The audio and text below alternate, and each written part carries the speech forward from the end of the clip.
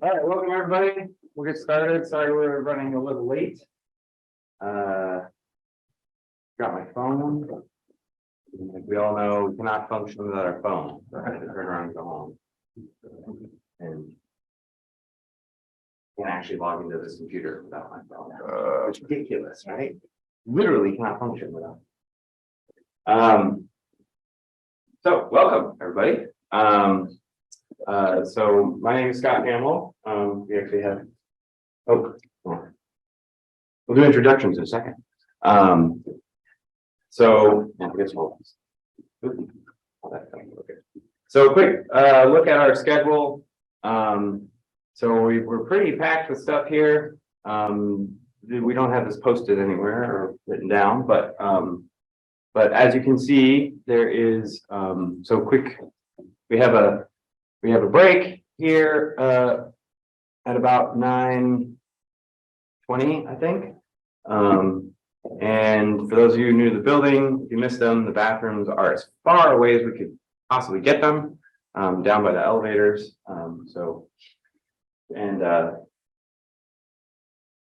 What we're going to do is we're going to talk for a little bit about mostly background and what this project entails and why we're all here. And then we'll break. And so if you need to use the elevators, you can use the elevators that are next to the bathrooms. And then we're going to go downstairs to the lab and we're going to actually show you a test where we seismically rack a wall. And then we're going to come back up. Oh, and then we're going to build. We're going to let you partially build the second wall. It's partially already built. And so some of you are engineers, some of you are contractors. We'll let you each build half and you can compete on who's longer. Then we're going to come back up and talk some more about our tested results. And then at the end of the day, and our trusty assistants will swap out the walls. And at the end of the day, we'll go back downstairs and look at the wall that you built and see how it does. So that is our kind of schedule. All right, so quick introduction. This is me. I'm a professor here at UAA. I've been here for about 11 years. I was a structural engineer for a bit in Boston doing bridge work. I was a structural engineer for a bit in Denver doing mostly commercial construction, mostly concrete and steel. My timber chops are mostly academic, unfortunately. I haven't done a ton of actual design, but I do teach timber. And my only claim to fame in the timber world is that my PhD was at the Forest Products Lab in Madison, where I absorbed lots of timber vibes from all the timber people around me. I was actually researching plastic mixed with wood, but so everybody, look down upon me. Yeah, so anyway, that's me. I don't claim to have any. The other thing is that my PhD was not in seismic engineering or had anything to do with seismic, and I'm from the East Coast. And so I actually avoided seismic things until I moved here. And so my only claim to fame with this project is that I do have a lot of experimental research background. So I know a lot about how to test things in the lab. So for that reason, I hired Paul. I'm a postdoc, so it's sort of a research position, short term, maybe long term, and my background is all in seismic and actually concrete buildings and doing numerical modeling, looking at how much informal construction affects your collapse risk or damage to concrete buildings, how much strength you lose, things like that. And so I came here in March, a little bit of a complicated move, but it's been great to work in this project. And I had no lab testing experience before the project, so this has been the Venn diagram. There's not a lot of overlap, but this project is right in the middle. So yeah. Good. We need a who are you slide. Yeah. Oh yeah. And also, I'm gonna check in on the list, so please say your full Yeah, name. so we're gonna go around the room and have you guys introduce yourself. She'll check you in if you're here for continuing education credits. And just give us a quick, whether you're an engineer, inspector, or builder, who you work for. I guess those are the relevant things. And you know, anything you want to add, I guess. So Justin, you go first. My name is Justin Lobdell. I'm in EIT with P&D Engineers. My name is Michael Parker. I work at Alaska Housing Finance Corporation. I'm an energy specialist, but I primarily do with energy code and building code. Excellent. Hi, Forrest Rose Walker. I work for Kuna Engineering as a structural EIT.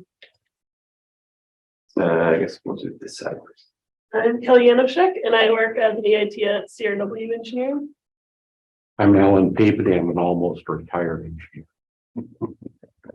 Carrie Nutter, engineering geologist at Dowell.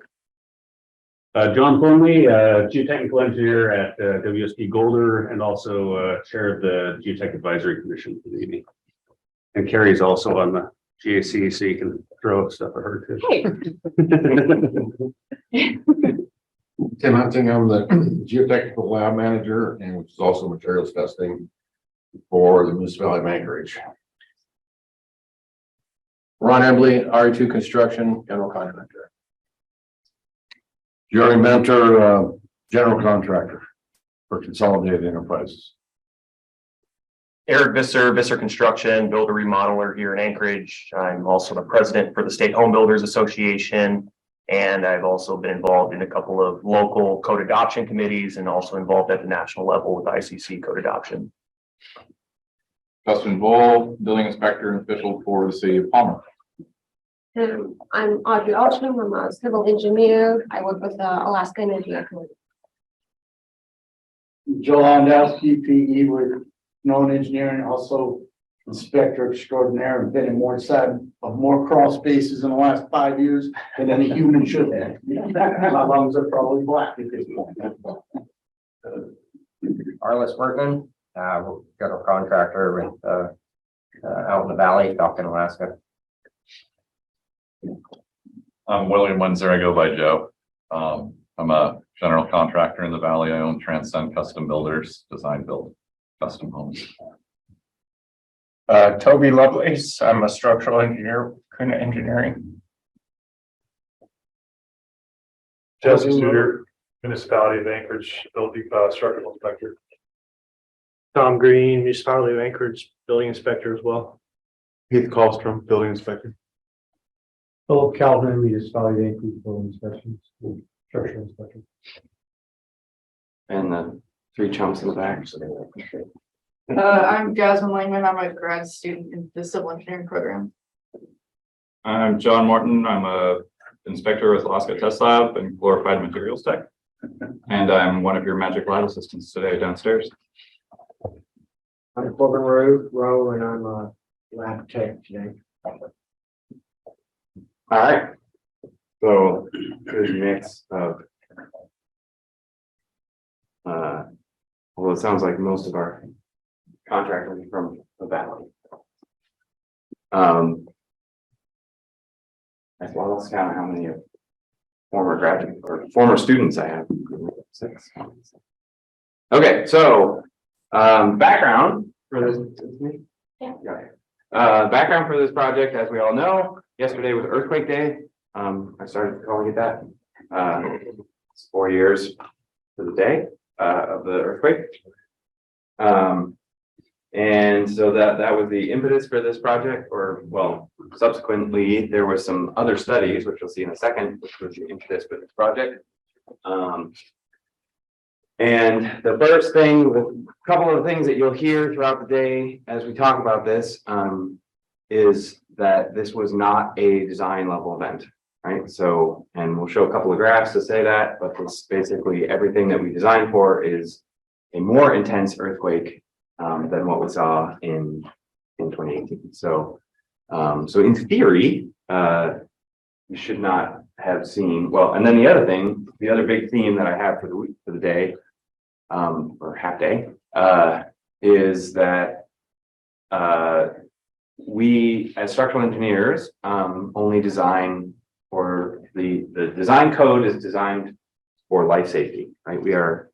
We design to prevent collapse, right? And so the fact that we saw damage was not unusual for something below a design level event. So, but there were some observations about the damage, particularly we didn't put a credit on this slide, which is poor academia on our part, but this actually came from John, Amanda Siak. Who else is on that? Do you remember? Ross. Oh yeah, Ross.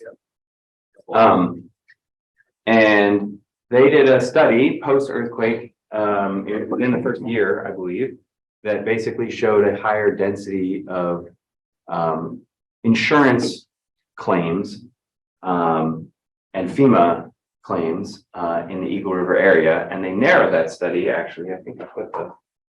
I thought I stuck it in. We took it out. Or I put it in the version. Oh, it's later. Okay. There's another figure that I stole from their poster that actually shows the numbers of the number of yellow tags and red tags in Eagle River versus the number of yellow tags and red tags in Anchorage. And importantly, those were sorted and narrowed down to be non-geotechnical failures and post-1990 construction. So, you know, the idea being like pre-1990 things that we didn't have up-to-date seismic codes. And so, you know, get rid of that crew, things that were we had soil liquefaction, we'll get rid of all those numbers. And then that was what was left.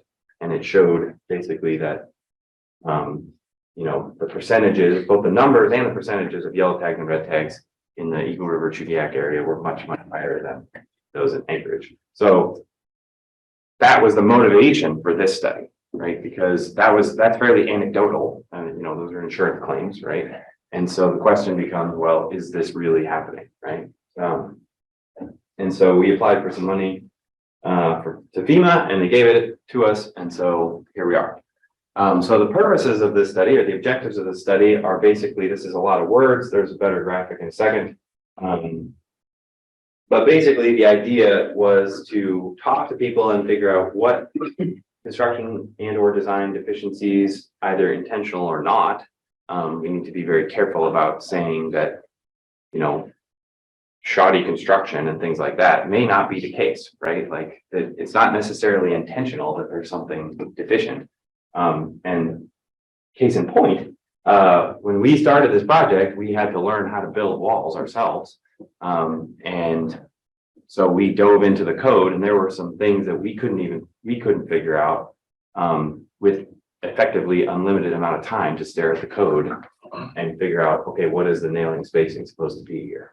So it's not easy to necessarily build everything correctly or design it correctly. And so I just wanted to be clear that we're not necessarily talking about people intentionally ignoring things. It was also very hard. Once we figured out what we needed, it was very hard to find it. That too. If you Right, yeah, you can go to the hardware store and you need 162 nails and they just don't sell them here, so you buy something else.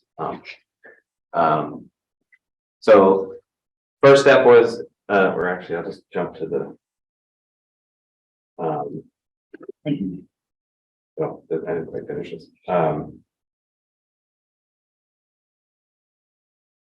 Yeah, this is the better. So first step is to identify common practice and errors in design, construction, and wood frame houses. So we did this by interviewing lots of people. You'll see the list later when we talk about the results of those interviews. Obviously, the 2018 earthquake created a lot of knowledge, right? There was a lot of people that got to go out and see things that they normally wouldn't get to go out and see. And so that was useful. Second step, it was to build a whole bunch of walls and try to replicate some of the deficiencies that we were discussed in the interviews. and run a seismic or run a cyclic test. So this is not a shake table test. We don't actually shake the ground underneath. You can do that. There are shake tables that are big enough for that. Obviously not in Alaska. But we call this as a pseudo dynamic test. So it basically, more slowly than an earthquake would, moves the wall back and forth cyclically. It doesn't just push it over. And then this is the sort of nerdy engineer part. We take the data and it's essentially figure out how to numerically characterize its behavior, and then calibrate numerical models of both the wall, well, at first the wall, and then we move on and we calibrate models, or not calibrate, but run seismic models where they actually do shake the building, with the walls in place with characteristics similar to those in the lab. And then the idea behind that analysis is that basically you run the earthquakes and you see when the building collapses. And so the idea being, if it works, that, if you have a code compliant wall in your numerical model, in your computer model, and a non-code compliant wall, you should be able to see at what magnitude of shaking they will, each one will collapse, right? And then you do that a bunch of times and see statistically at what point will they collapse, right? Because you can run models a lot faster in computers than in the lab. And it's somewhat intentional that I'm explaining this because I don't understand it that well, since I don't have a PhD in seismic engineering. Because if Holly explains it, like she explains it to me, I will have no idea what she's saying, and so that subsequently you will probably have no idea. Yeah, so that's all right. And then I skipped this one. So a couple of things that there's a couple of bullet points missing here, but so the idea, as I already mentioned, is that we are investigating structural failures in South Central Alaska. We are not limited to Anchorage and Eagle River, right? So we did talk to everyone about Palmer and Wasilla and Birdwood and things like that. And we are investigating the effects of structurally code deficient housing, right? So we talked in the interviews, we talked a lot about geotechnical things, soil failures and the like, but that's kind of outside of our purview. And I meant to add a few more things that we are not investigating that people keep asking us about. Now I can't remember what any of them are. That's the big one. Well, the other one was, we're not here to ascertain. Our job is not to say that there should be inspection or not, right? Our job is to look at what happens and what the effects of that are, right? So that's the Seismic Commission's job, right? We don't want to get yelled at. Yeah, that's yeah. So, okay. Yeah. So I was not here during the 2018 earthquake, but I get notifications on my phone whenever there's an earthquake anywhere in the world above 6. And if you want that on your phone, I can show you how. But I remember calling a friend in Eagle River moments after it happened. And he was like, "We just realized it was an earthquake." And so I've sort of been on the mind for a long time. So I'm excited to be here working on this project. And so I'm assuming pretty much everyone in this room was here for it, felt it, and remembers the damage. A lot of it was that geotechnical failure, liquefaction, cyclic softening of clay, damage to houses, or damage to roads. But what we're focusing on is the damage to houses. So this map here shows the intensity of shaking. And we get a lot of questions about what was the magnitude of shaking, and that is important and relevant. But as you can see, the intensity, which is this color map, changes pretty drastically based on how far you are from the epicenter of the earthquake, what your ground conditions are like. And we have sort of 2 ways of measuring ground motion intensity. So this is just a zoomed in map of that. And what we can see are the 2 types of sensors or data points that are used to determine the intensity of shaking. So the points that are triangles are ground motion sensors that record the acceleration. And actually this building is instrumented, and you can see it, the acceleration history when you walk in. And then there's a did you feel it survey. How many people here filled out a did you feel it survey? Yeah, it's great. And so the survey has questions like, did anything fall off your walls? What did you do? Did everybody else around you feel it? And this is all this sort of citizen science where they can correlate things like this fridge moved, and they'll correlate that to a level of shaking. So that might be severe shaking to move a fridge. And so people fill out these surveys and you put in your location and it creates this sort of mapped grid. And so you might notice is that we didn't have a sensor in Eagle River besides the did you feel it surveys. So there's a lot of speculation that maybe the shaking was more intense and we just don't have a way of validating that one way or the other. In Eagle River, there's certainly ground motion effects that would amplify the shaking. I'm looking right at John Thorley, might correct me, but this is a good way to think about the intensity of shaking, is that it's not just magnitude, but it's how strong the shaking was at your building location. And from there, we can measure the impact of an earthquake. And so this figure we talked about, and again, didn't attribute it to anyone here. It would be very impractical to go inspect every single building in a city after an earthquake. That would shut everything down. If you look at Christchurch, when they just sort of cordoned off the whole downtown, just not a practical solution for post-earthquake recovery. And so we can do things like look at building tags. So when inspectors go out and they slap a red, yellow, or green tag indicating that it's do not enter with caution, or sort of good to go, but not necessarily just good to go. So that's one way that we can kind of quantify the distribution of damage. And we can also look at repair assistance requests, which is what this figure is showing. And those that are familiar, which I think is probably everybody in this room, with the building safety service area, sort of an interesting way to compare the portion of assistance requests that were outside of that safety service area versus inside the safety service area. And that's fairly unique to any in the world. To have the safety. Yes, and the changes. one of the exciting, from an academic standpoint, is one of the exciting part about this project. It's a test lab. We are a test lab that no one else has.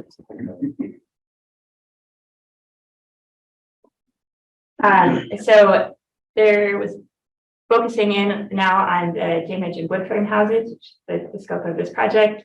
And these are generally ascertained from interviews. So Scott will talk more about those, but we saw slope failure and liquefaction, especially in Anchorage, even among our coworkers.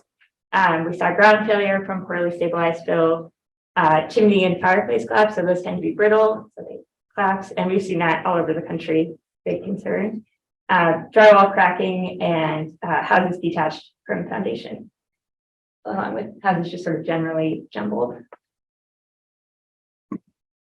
So the post-earthquake inspection revealed construction. This is again a list from the interviews with inspectors, especially Joe, that we've done, including a lack of fold downs and anchor bolts, excessive windows, overdriven fasteners, a lack of blocking in the walls, an insufficient number or size of nails, so that's like nails are too far apart, a lack of nailing along the mud sill, improperly fastened siding, and poor material qualities, including your studs and sheathing. And so we took this list and we looked for test data from other people who have tested wood shear walls. And in general, people have mostly just tested walls that are built correctly or built well. And so we sort of tried to fill in the gaps with poorly built walls, or walls that replicated these deficiencies, or deficiencies. With the exception of the overdriven fasteners. There's been a bunch of other studies on that, so we didn't touch that. So I did overdrive some fasteners just for good. So this is what's called we're comparing the frequency content of the earthquake for different periods. So the period is sort of how long it takes your building to do one cycle. And this is just sort of a way of quantifying the intensity of the earthquake. And so the pink record you can kind of ignore is the vertical acceleration. That's sort of, we're not worrying about that too much here. But the red and blue are the east-west and north-south record of actually this building. And we can compare that to, in green, our design level earthquake. So if you're an engineer and you're sitting down to design a building, you will pull up that curve for your building site. You'll determine the period of your building. So say your building is 1 second, and then we don't have a thing, do we? And then you can determine kind of the intensity of earthquake that you need to design for. So the green is our design level, and the light green is the maximum considered earthquake, which is a risk targeted measure that sort of the worst case scenario, and we design for life safety in that event. So I don't think we know exactly where the 1964 earthquake fell on this, but that would be closer to the MCU level intensity. Are there any questions about the? And I should point out that, you know, the period, for those of you not engineers, the period of your building is typically a function of your height. So on the far right would be sort of downtown. For the most part, in residential structures, we're talking about anywhere from 0 to 0.2 seconds. So basically everything on the left. And so in general, most of the things that we design for in housing is sort of this point often, because you're somewhere down here. And so you're going to take that worst case point. You have to have a very ridiculously stiff structure to be allowed to design for this, which would be something like a concrete bunker that's 1 story tall, I guess. And those east, west, north, south records, are those overlapped on each other, or that just for the graph purposes, or that's actually how it happened? It actually happens simultaneously. Okay. Yes, because it's not, and remember, this is not a time record. So it's not a squiggle of record in time. It's picking out, it's sort of inverted. I have a whole thing about how this gets converted, but basically it's inverting the, I think it's the worst case. Well, you do a bunch of math basically to figure out, you know, if you were a tall 10-story building, you know, what would your building see in terms of an acceleration, right? The vertical on this is acceleration. So if you were on the top of a 10-story building, you know, with whatever soil you have, you know, the worst case acceleration that you would feel would be both these numbers at the same time, because it's sort of moving kind of like this, right? If you've ever seen, there's a cool graphic on the building downtown, the Atwood building. It's produced by somebody in California, actually. And it sort of shows the building, and it's sort of doing all these things. And so, yeah, you're kind of seeing that in both. But you know, whether you see them both at the same time or it's a half a second off, it doesn't really matter, right? Your building needs to be able to resist both forces in both directions. Yeah, so, but the point is that it was below. And I guess we should also say that this is not completely consistent across the Anchorage Bowl. There are some locations with super soft soils, which tend to amplify things. And so there were a few places where, you know, at a particular period, you know, maybe a 4-story building, it shot a little bit above. And in other places it was even further below than this. So, but it's no, I don't think anywhere it hit MCE, not even close. The takeaway is it was a big earthquake, but it was not as bad as it could be. So be scared, you know. So yeah. Remember to get under the table and not.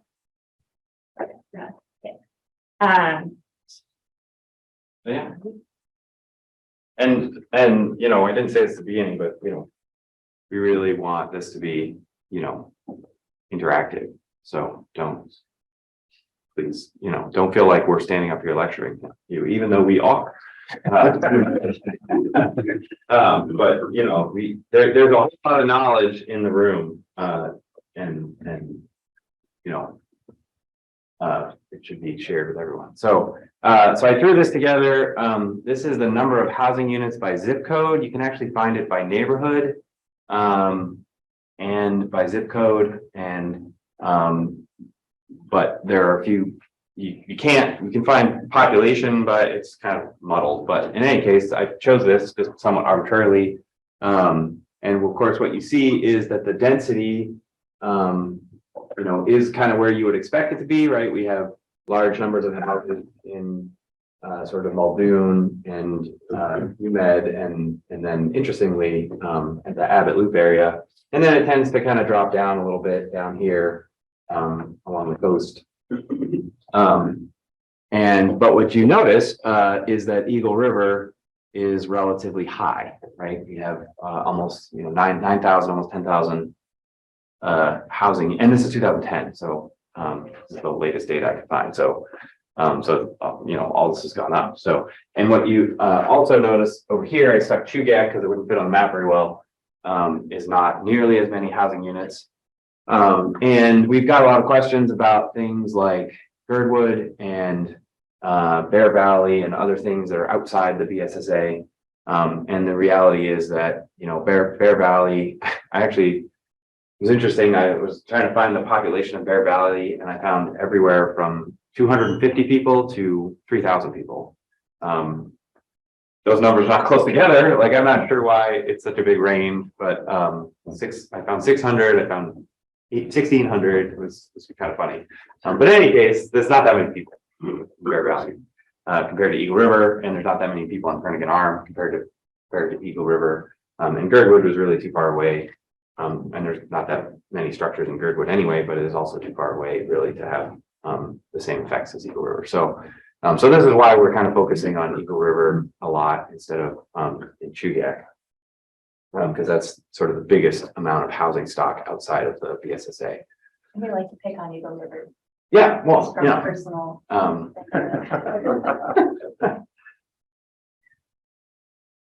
don't have a problem with Eagle River, but you know. So this is the other. Sorry, I pulled two graphs on Eagle River housing stock because I wanted to see, you know, kind of what it looked like. And so here's a graph of, and this data is really hard to come by. And so one of the ways that we did it was we went, and you can get real estate data on houses that are sold. So basically we took all the houses that were sold from since 2019 and figured out when they were built and then charted it. And so this is what we got. And of course, obviously you see an enormous, ridiculous building boom right after 1980. And of course, for the most part, those houses are not, you know, don't meet modern seismic codes because they didn't exist in 1980. So inspection or not, you know, design or not, it doesn't matter. Those codes didn't exist. And so really, for the most part, we're talking about the houses that were built sort of post 1990. And you see another little jump there, although obviously not as enormous as the early 1980s one, sort of post 2000. And then if you look at the same data a different way, this is called a histogram. I like histograms. And what this is telling you is the number of years that a certain quantity of houses were built in a year, right? So for the most part, you know, the most common number of houses built per year is about 25. And that this is, you know, there were about 18 years in which 25 houses were built. And then there were about, whatever that is, 15 years in which 40 houses were built. And then of course, these are the 2 years around 1982, right? Those are the 2 years where an absurd amount of houses were built. And so that kind of shows you, you know, for the most part, we're building anywhere between 25 and 40 houses a year, with the exception of a few outlier years. Okay, so I don't want to get into a long discussion about this, but I thought I threw in a slide just because I wanted to make sure to mention. It's actually, most of us are probably aware that the final arbiter of what building code applies to you is the building code official in that region. And so the building code official is the one who actually says, oh, you have to use the IVC, you can't use the IRC, or what year of the IVC or what year of the IVC we're using. And of course, when you're outside of the Anchorage BSSA, there isn't always a building code official, right? And if you're in the valley, whether you're inside Wasilla or out, in just the borough, then it depends. And so then it's mandated by the state, and it gets into a confusing mess in a hurry. And so our job was not really to go down that rabbit hole, although we had to in order to figure out what was going on. But for the most part, everything inside the BSSA is IVC, and we didn't hear a lot about what codes people were trying to use or using outside the BSSA.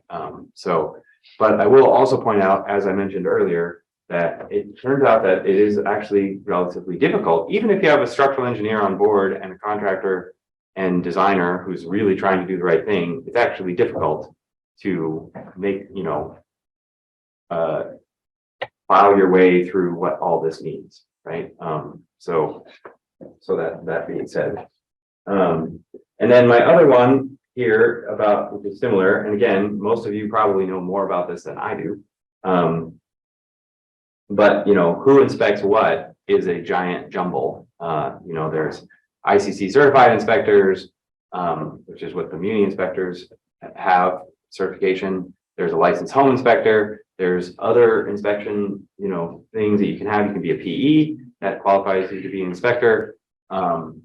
And different places require different things. If your house has a mortgage with Alaska Finance, then it requires something different than if you don't have a mortgage, et cetera, et cetera, et cetera, right? And so the bad news is that that's a giant mess, and there's no single document that we could find that tells you exactly what that case is for all that.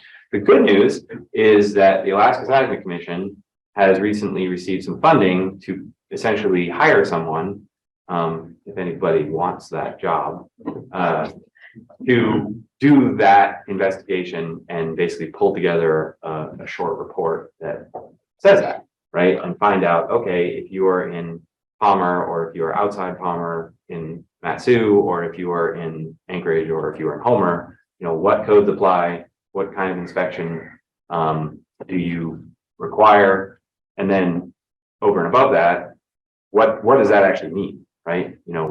Sure, you require this inspector to do what, but what education and what training and what, testing requirements does that inspector actually go through, both from a structural and non-structural standpoint, right? We of course only care about structural, but I'm told that there's also like dangerous things with electricity that happens with housing. I don't understand it, but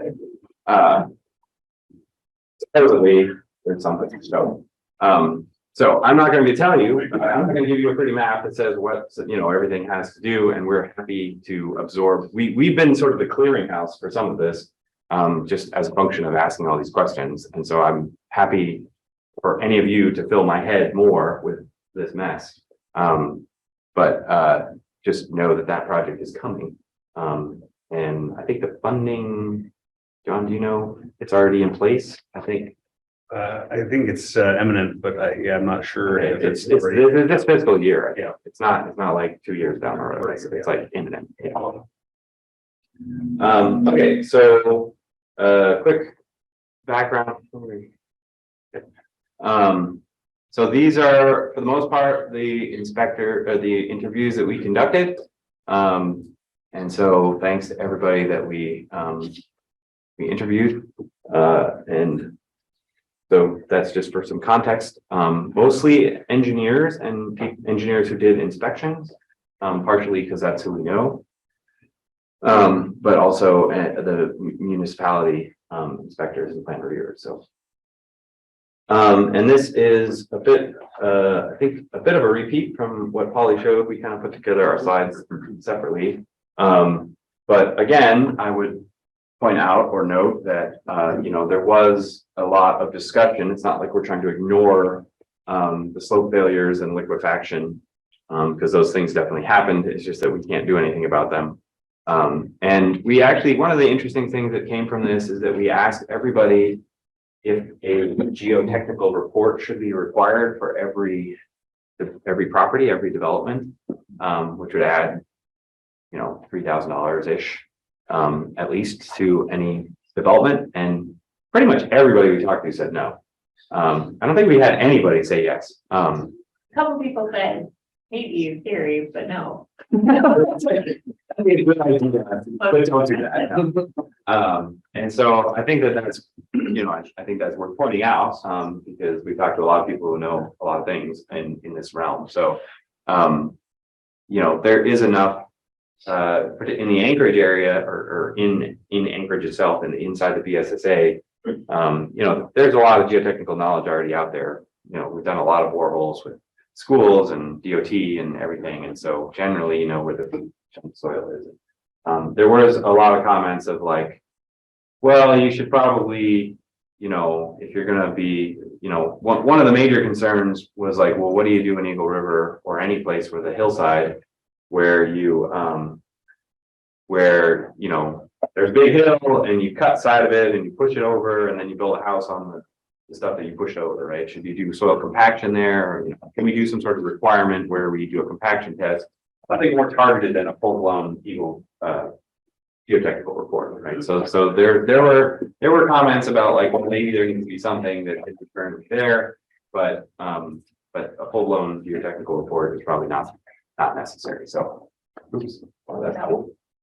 Not that happened. All right, so significant. But we already, as we all know, significant variation in the permitting and inspection process, both inside and out, and not only just inside and outside of the SSA, but inside and outside of, Matsu versus Eagle River, right? There's quite a bit of difference, both in construction practice, so we're told, and also inspection processes. And then Polly kind of already went over some of the rest of those. Obviously, we all know that there was lots of drywall cracking, which is to be expected in an earthquake that is slightly below the design level event. Drywall is sacrificial, right? This building actually just got its drywall fixed this last summer. Really? Yeah. Pretty cool. We're really on top of it here at the university. Okay, and this is a repeat. Yeah. Okay. Okay. So that sort of concludes, or that was phase one, right? We talked to a lot of people, we learned a lot of stuff. We didn't say everything, but those are the general things. There were definitely, I guess we didn't really say, one of the hardest jobs that we have, or one of the most impossible things that we're going to have here, is to estimate the frequency of these deficiencies, right? We don't really know how frequent these are. So we asked everybody and nobody gave us a good answer. Thanks. But, and part of the reason for that is, when we get to the end, when your eyes are glazed over and you're all hungry for lunch, we'll talk about the modeling. And in order to sort of give a sort of, FEMA really wants us to give, did we mention this is all funded by, yeah, FEMA. FEMA really wants us to give a sort of community level statistical vulnerability, basically inside and outside of the BSSA, right? And that's the ultimate goal here from a community, from a government standpoint, is like, what is the vulnerability of Eagle River versus Anchorage based on the current practices? And to do that, we have to do all this modeling. That's the quote easy part. The hard part is like, well, is it 5% deficiency? Is it 10%? How many houses are actually built this way? I mean, we don't have a good answer for that. The best answer we have, which was the slide that's missing, is actually the insurance claim, yellow tag, red tag, percentage thing. We can sort of go, well, there were this many yellow tags, take that percentage of the total building stock post 1990 and say,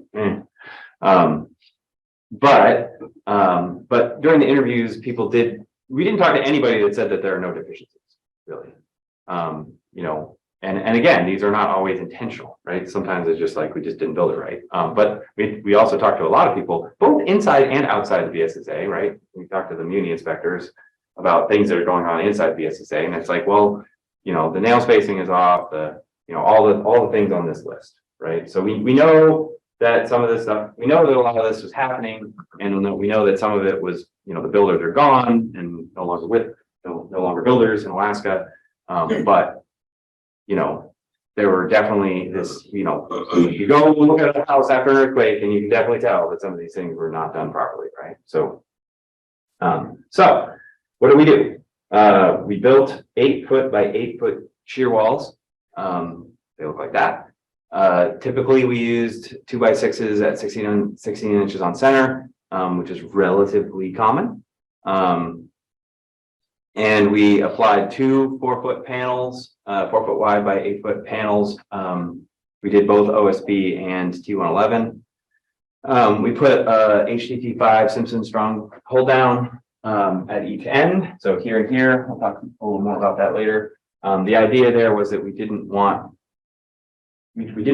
were not testing, we only did actually 1 test with no hold downs. We were not testing, that's been relatively well explored, is what happens when you don't put the hold downs in. We did talk to inspectors that said that the hold downs were missing, or my favorite one is when the hold downs are there but not attached. So that's, you know, if somebody went through all the effort and then like there's just no nut on the bolt, right? But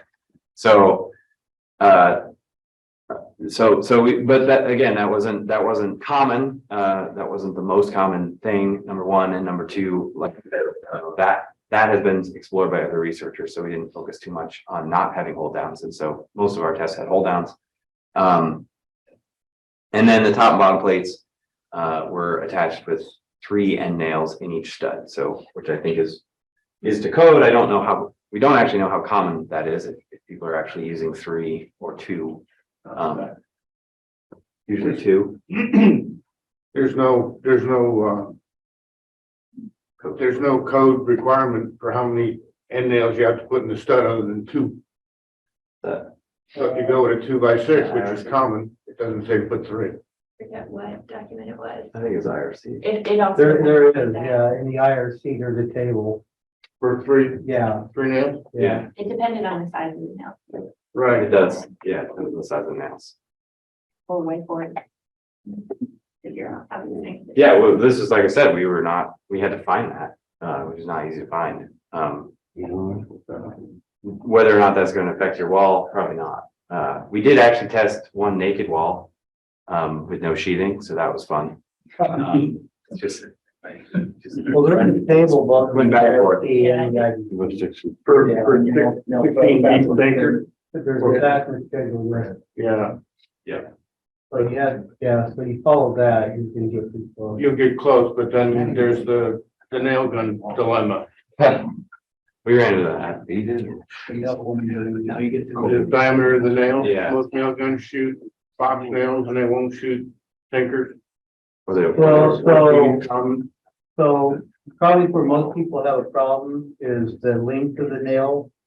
On the 16Z, it's going to be a common. It's going to be a 3.5 inch long nail versus a 3.25. No, it's the diameter. Well, the diameter is 162. Right. For a 16 inch Yeah, common. the nail gun we have. will shoot at So, 160. yeah, most of the guys, they shoot mills. The length of the mill also is a big issue. Yeah. 3.5 for 3 years. I'm looking at the shear strengths in the NDS with the different diameter nails. It's confusing, say the least. And the code books just assume that everybody's shooting a large diameter nail, and it's not something that I see that's common. Yeah, we ran into that. Yeah, when we tried, our nail gun won't shoot a 162. Right, yeah. And so we ran. So into what you should do in a situation like that is go back to the design professional and say, okay, do I need more nails? Right. Or a smaller diameter versus, well, I'm gonna use the same size nail. I would say the size nail that fits my gun, but I'm gonna use the same number that they called out for. Well, that's not gonna work. The only thing I'm gonna say about that is that if the design professionals are designing for what's not common in the industry, that's the failure of the design professional. We should be in line with what is common practice, which is shooting nail guns now. I don't know anybody who drives nails by themselves anymore. So I was curious if you guys were shooting the 141. No, these are 131. 131. Yeah, 115. and we did also some 113s, yes. And some of it frankly is going back into the NDS and looking at your mode failures on your fasteners and the two pieces of wood. Mm-hmm. And that's gonna change a bunch of stuff too. True. So as a guy who does a lot of design stuff, you know, like I have lists of what's available commonly at Builder's Choice, at, you know, Spinards, at whatever. So I'm not specking out stuff that you can't get without doing special order. Yeah. But the nail part, that very rarely comes up, honestly. Well, and not everybody does that. Exactly. Not everybody has that list on their desk. Right. And one of the things I'll say that we discovered is that is exactly that. We came up with, you know, we're a bunch of academics like trying to build stuff, right? And so we came up with what our you know, after many hours of studious research of studying the IRC and the IBC and the NDS, we came up with what our walls should be, what the nails should be.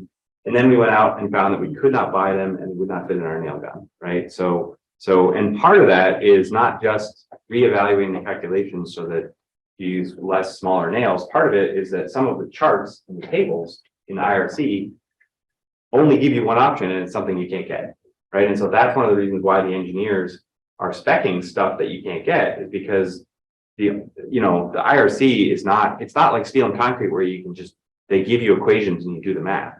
It's a chart and they say, if you have this load, use this nail, right? And there's no other options. It's just that chart right now. I will say, for those of you that haven't seen it, the 2021 SpidWiz has much better, which is the new one that just came out, not adopted anywhere.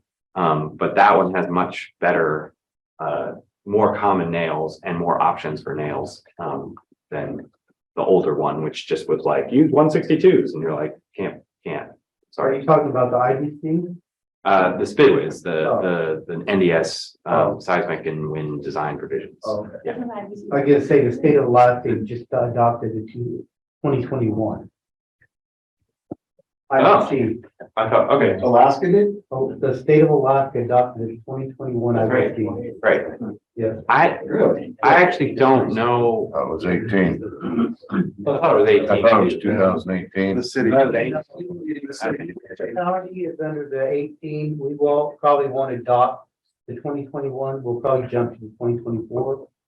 But currently, the state of Alaska has adopted the 2021. So That's new. I don't know. Yeah, it's recent.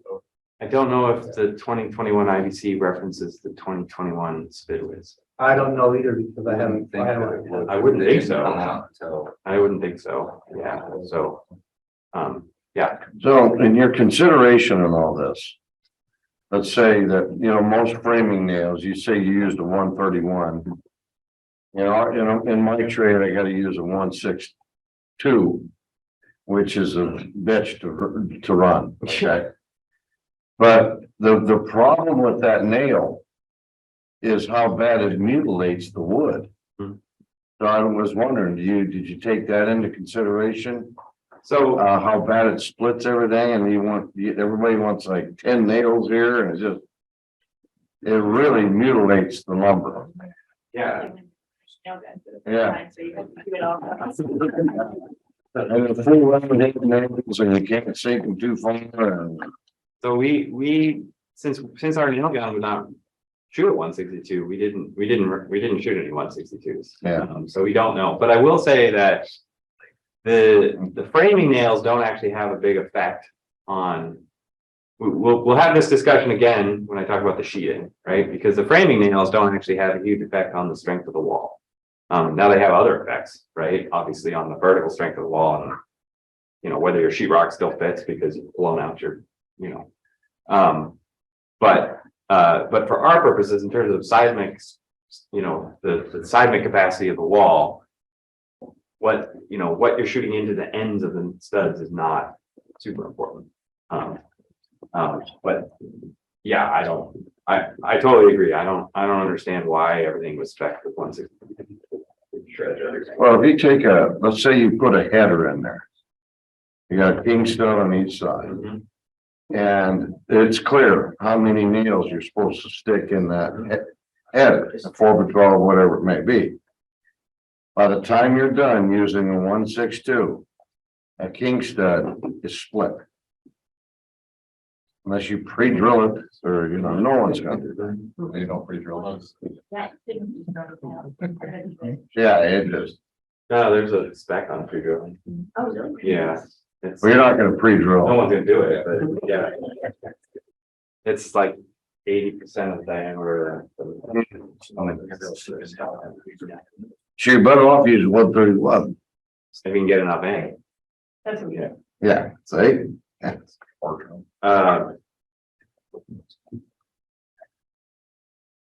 people. Well, unfortunately, or interestingly, the community of people who write the code, the NDS code, is relatively small. Well, so is this an Alaska problem or is this a national problem? I mean, so Yeah, why? Yeah, okay. we can't fix it, right? Yeah, we're it's a small group of people, and no, none of them are Alaskan. Well, no, what I'm saying is, are nail guns that you buy, lower force, able to shoot the right nail. So, Like, I mean, well, they're available, right? They're available. The wolf nail gun, which is common, Yeah, will fire a 162. yeah. It depends on which one. It depends on the money, yeah. Ours is not the right one, but yeah, you can get one. But more to your point about Alaska is that we do have a more limited selection of fasteners, right? So in some cases, there are fasteners that the spec says, and I'm sure that you guys can get them, like from, special order from Spenard or whatever. But if you just go to like Home Depot, they're not there, right? They're just, so that's our challenge, right? Is that we have a much more limited selection of fasteners, just for, it's Alaska shipping and stuff. So I guess maybe this is the slide I should have had up for. So these are the different fasteners that we tried for the sheeting. And so we tried 16 gauge staples, 18 gauge staples. We did one test with 6-penny finish nails, which was amusing, actually. Didn't hold very much, right? Finish nails. And then we also did 3-inch and 6-inch, which are both code. And then we actually did 12-inch, which, many inspectors told us it is not uncommon to find edge nailing of 12 inches or 24. And then we also tried the 2 different sizes of nails there. One of the things that we didn't do, which we would have liked to, but we couldn't actually get our hands on it, is that there was a number of comments that there is super thin T111 being used. Apparently you can only purchase it in the Valley, but it's thinner than the stuff that we got. And so we couldn't do that because we didn't get any.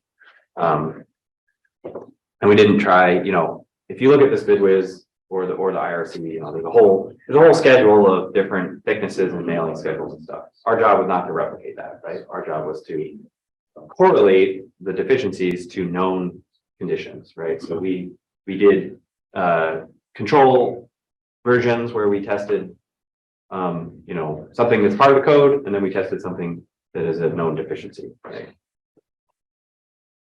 As I mentioned earlier, we did a cyclic protocol. This is called the Curie protocol. There was a huge study done in the early 2000s. One of the reasons that, so we talk about 1990, post 1990, but really it's actually later than that, because 1990 is when true seismic codes kind of happened, based on 1989 earthquake and a couple of in the 70s in California. But most of the effort of research was geared towards concrete and steel. And those lessons were applied to timber sort of post 1990. But the real timber research didn't actually happen until the late 90s, early 2000s. There was this big program in California. And now the name of it is escaping me, something like timber. I can't remember what it was, but huge multi-million-dollar program. NSF did a whole bunch of institutions on the West Coast, and they did a ton of testing. Unfortunately, they did not do a great job of reporting their testing. So a lot of the codes, unlike steel and concrete, for those of you who are on the engineering side, on steel and concrete, you can very easily dig into, here's the equation for buckling of a steel beam. Where did that come from? Who did that research? Where's the thesis, or the dissertation that someone wrote on this? How do we get here, right? When you go into the wood code, it's like, well, there was this one study in 1964 at FPL, and that's all we're going to tell you, right? They don't do a good job of referencing, and and then on top of that, that big huge project in the early 2000s in California, they published reports, but they didn't do the academic thing, which we're supposed to do, which is to publish things in academic journals so that people can, 30 years later, someone can go find the report. So, if you're yelling at your engineer about some of this stuff, it's not entirely our fault, right? It's a little fuzzy compared to what we're used to. But one of the things that did come out of that program was the Curie protocol, which is this cycling thing, which is supposed to sort of simulate an earthquake. And what you'll notice is that basically every few cycles, there's a big one, and it gets bigger, and then it relaxes a couple. So this is like 3/4 of this one. So, and drift percentage, so you can think of that as percentage of how much the building is leaning. So, if you have a 8-foot tall wall, then it's roughly 1 inch is 1%, right? 0.96 inches would be 1%. So we're going to actually do our walls.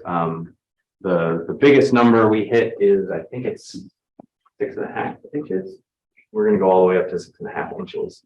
And then it does a couple more cycles at 75% of that. So one of the things that this Curie protocol does not replicate in any way, shape, or form is the duration of the earthquake.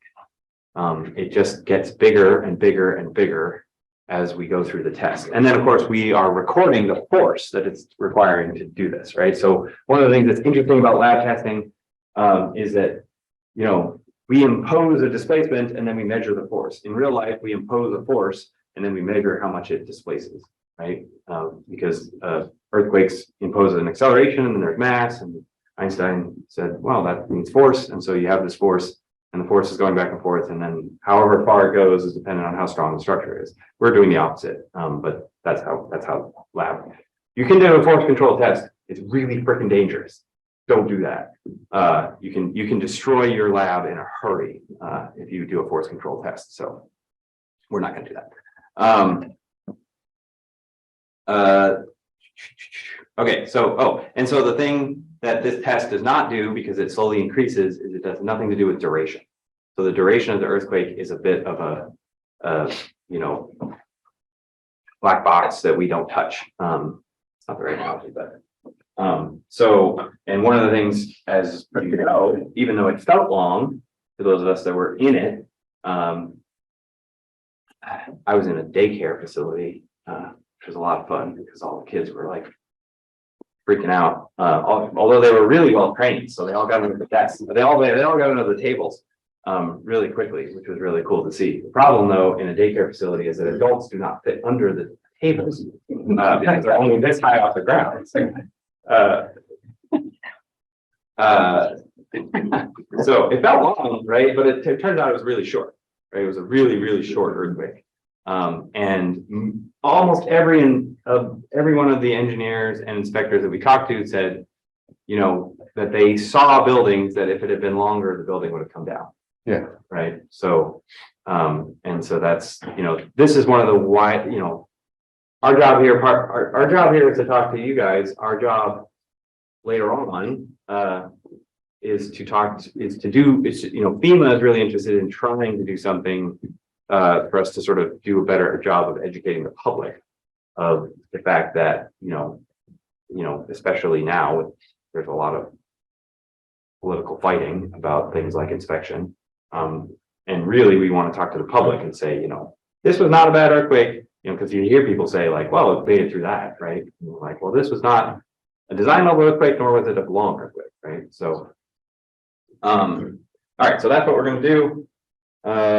It looks like this, pretty straightforward. It doesn't look as neat as this, of course, because our rigid frame is steel and not concrete.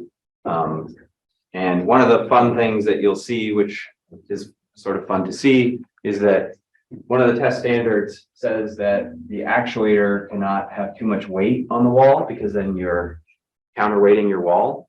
And that's unrealistic. You're not actually supposed to, this is one of the reasons that we have to have the hold downs, because there's no second story, right? There's no weight sitting on top of this thing. In fact, the one where we didn't have hold downs, the wall actually walked up the nails, because the friction of the nails from the bottom plate. And so at the end of the test, the wall was no longer attached to it was hanging in midair, which was kind of funny. And so, but yeah, you're not allowed to have the weight of the actuator sitting on the wall. Our actuator weighs 2,400 pounds. And so we have a counterweight system rigged up to basically take the weight off. So that's what all the ropes and weights and stuff are, which is a little bit hokey, but here we are. And yeah, it's attached to the strong floor, which it does not move because it's 3 feet thick. I think that's pretty straightforward. So you want to do this now or after? No, so we know what to look for. Okay. I guess.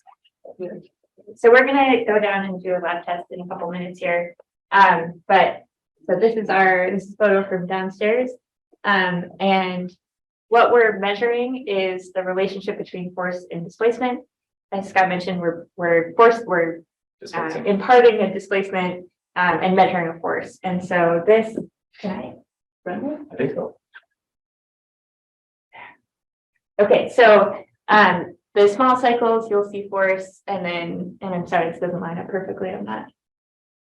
Are you trying to match the same size quake that we encountered in 18, or just? Not with the test. So the point of the testing is to go all the way up to and past failure. Okay. And so then we can say, well, the earthquake would impart this level of force, so we expect this displacement after however many cycles. But the testing, we've got a lot of questions like, no earthquake would do that, or I wouldn't attach this machine to my house, so it's going to be fine. And what we're trying to do is get the whole range of behavior from a wall. And so your earthquake might stay in this range, but if there was another really big earthquake, or you had, I don't know, a hot tub that was making your building really heavy, so your forces were higher, you might get higher out into that kind of failure range. But to do the numerical analysis, we need the full range of behavior. Yeah, But then you can take this and then put that in a model and then apply the 2018 earthquake. Yes, so we can do that and working on it. Yeah, so basically what you can see is do we have a little bit on there? Let's see. I might have one in my pocket. Cool. I always carry one. It stays on though. Okay. So as you can see, this like big drop in force as we go through correlates to things like nails pulling out, or I think this might have been a staples test. So if your staples all snap, then your ability to resist force drops down, and your stiffness, rather than being pretty stiff like this, starts to go out like this. So your wall is just moving back and forth without a lot of force to make it do that. So we'll talk more about this hysteretic response, but I just wanted to give you some context of what to look for when we do the testing, because it will look like things are failing, but it's really measuring the force that gives us insight to how the wall behaves. And later we'll talk more about how the building will collapse when this happens, right? Because, at some point, obviously our building is not collapsing, right? Because there's all this stuff to keep it up, but in the model and in real life, there's a point long before we get to, right? Like this is way past where the building would have collapsed. But again, we need that full curve to do the modeling. So the other thing that I forgot to mention is that in terms of speed, you can do this test. The test protocol says you can do this test either at a constant rate of speed of inches per minute, or you can do the test at a constant frequency. And so, but if you go back to,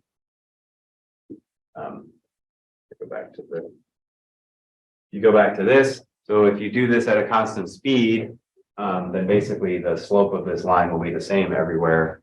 And the effect of that is that these ones are kind of slow, but then when you get to the really big displacements, oh, no, so I had it backwards.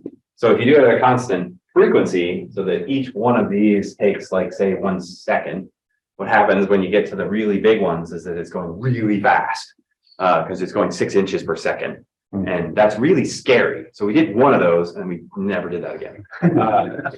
Get this whole wall moving. We should just do that. Yeah. So we did all of them. Instead, we did them at a constant speed. And so they're moving, it's moving at about 1 inch per second.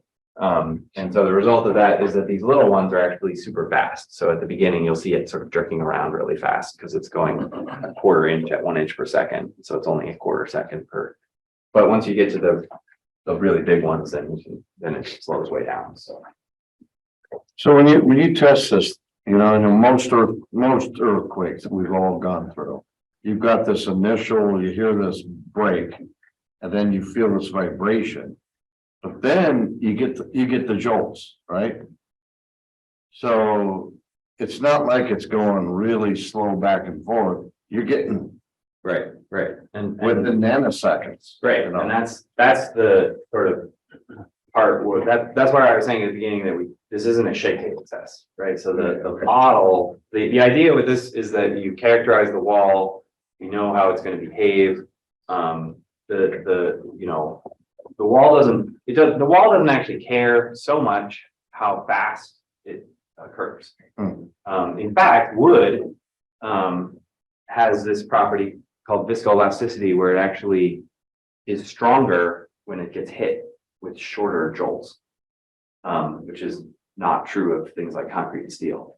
So you actually get a little bit of a bonus when if you hit a piece of wood really hard, really fast, you'll get a higher strength than if you hit it slow. And so you actually get a little bit of a bonus from those like short jolts. We're actually shorting ourselves by going slow. But again, we're really just characterizing, you know, we're figuring out what the behavior of this wall is, so that we can then put those jolts into a model. And the cool thing about the models, and you know, we can all have our opinions of computer models, right? But one of the cool things about the model is that you can run, you can actually, what actually happens is we actually run actual earthquakes. So you take the recorded time record of 2018 or the 1994 Northridge earthquake, which actually was, you know, much more significant than ours in terms of accelerations, and actually run those models, right? And so the only way to do that in real life is to actually build a house on a shake table that's big enough for a house, which exists in San Diego, and then outside, and then run that, right? So that's a millions of dollars test, well, tens of millions of dollars test, and so that has been done, and these models have been correlated to that. So here at UAA, probably not going to do that anytime soon. Although we did have a former faculty member who suggested that we should purchase a shake table. We have a shake table. Well, that's true. We have a shake table. It's and there actually is a cool model of one of the buildings on campus. It's up on the lobby in the 3rd floor, and you can push a button and then you can watch the 1994 earthquake, Northridge earthquake shake. So you can do that. We should. I thought about bringing it down. Okay, so we are running late, and we're going to be joined probably by a few folks, possibly from It turns out that the College of Engineering Advisory Board meeting is going on right now, just randomly happens to be today. It's only once every 6 months. So they might wander in, so. Yeah, let's, you can either take the stairs, which is super short, and they're this way, or you can take the elevator, which is a long walk. That way.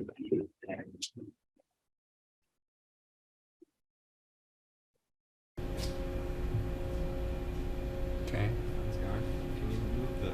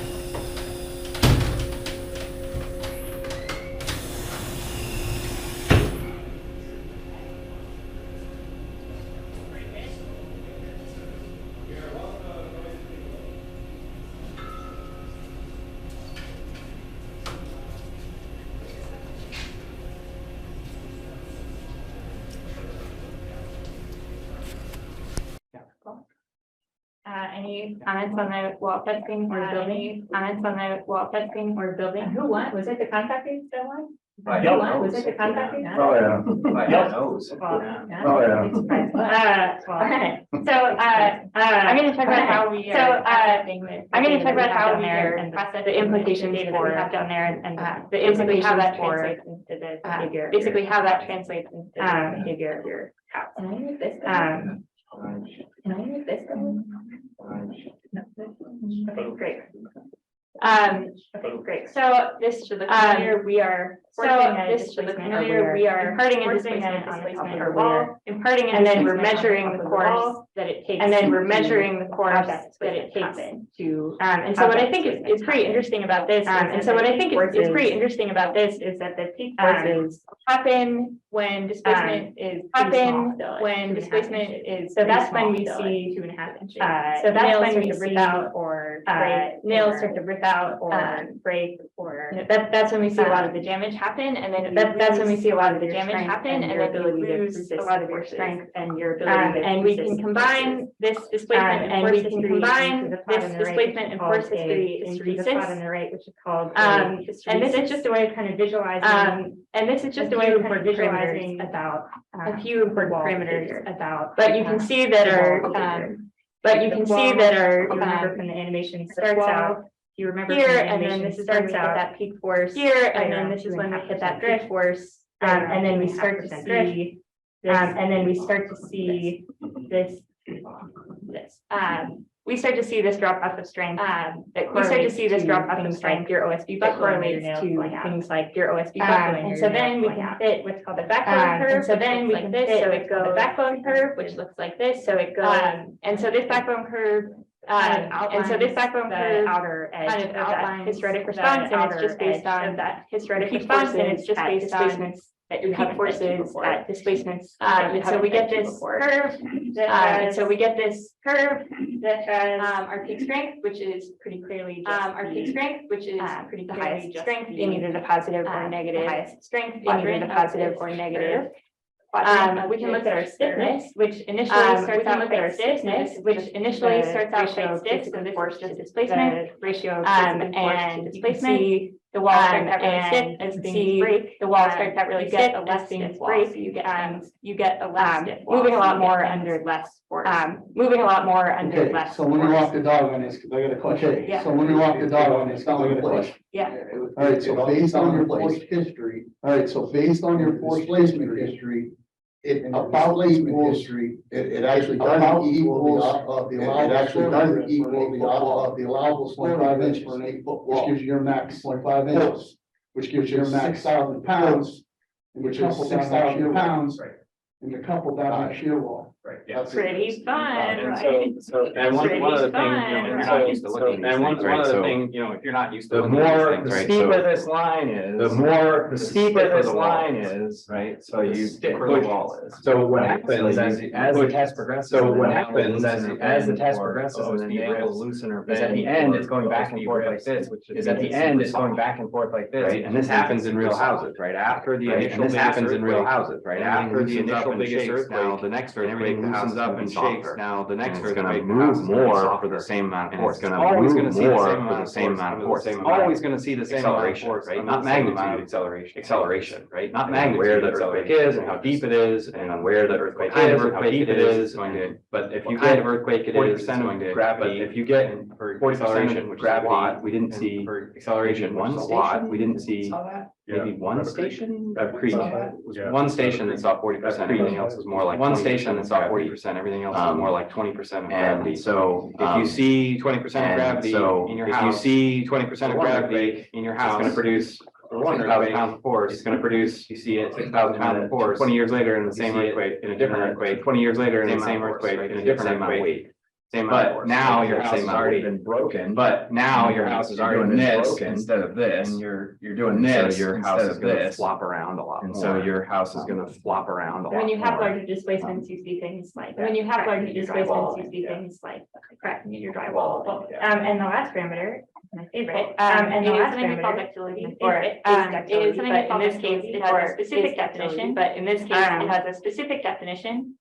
which is the ratio between this point where we, which is the ratio between this point where we, and when we first start to yield. And so this ratio, when we first start to yield, we're gonna, so this ratio kind of, we're gonna, you'll make more sense in it, but, you'll make have a more ductile building, then you have a more withstand a lot more back and forth, then your building can withstand a lot more back and forth, losing all of its strength, and collapsing, losing all of its strength, and collapsing.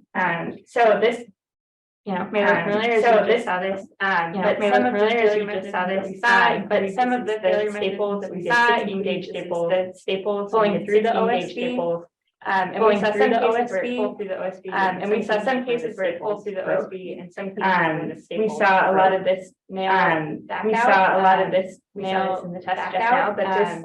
We saw this in the test just now, especially common with the T111, with its especially common with the T111 around the nail, but the T111 it doesn't do that as much. The nail, but the T111 it doesn't do that as much. So you see it kind of walk back and forth. And then in some of the tests we had, and then in some of the tests we had the top plate out of the nails, back out of the nails. The base is secured to the ground. Because the base is secured to the ground on its own.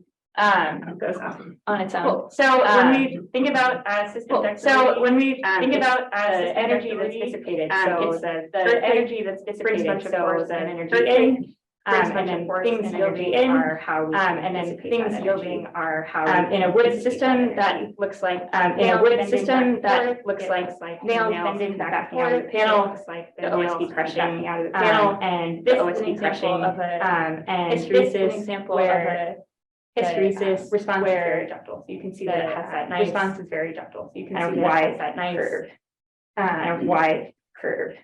When we look at a brittle system, we get when we look at a brittle system, we get something like this. So these are 16. You'll notice that the staples have actually, and you'll notice that the staples have actually stronger initial strength.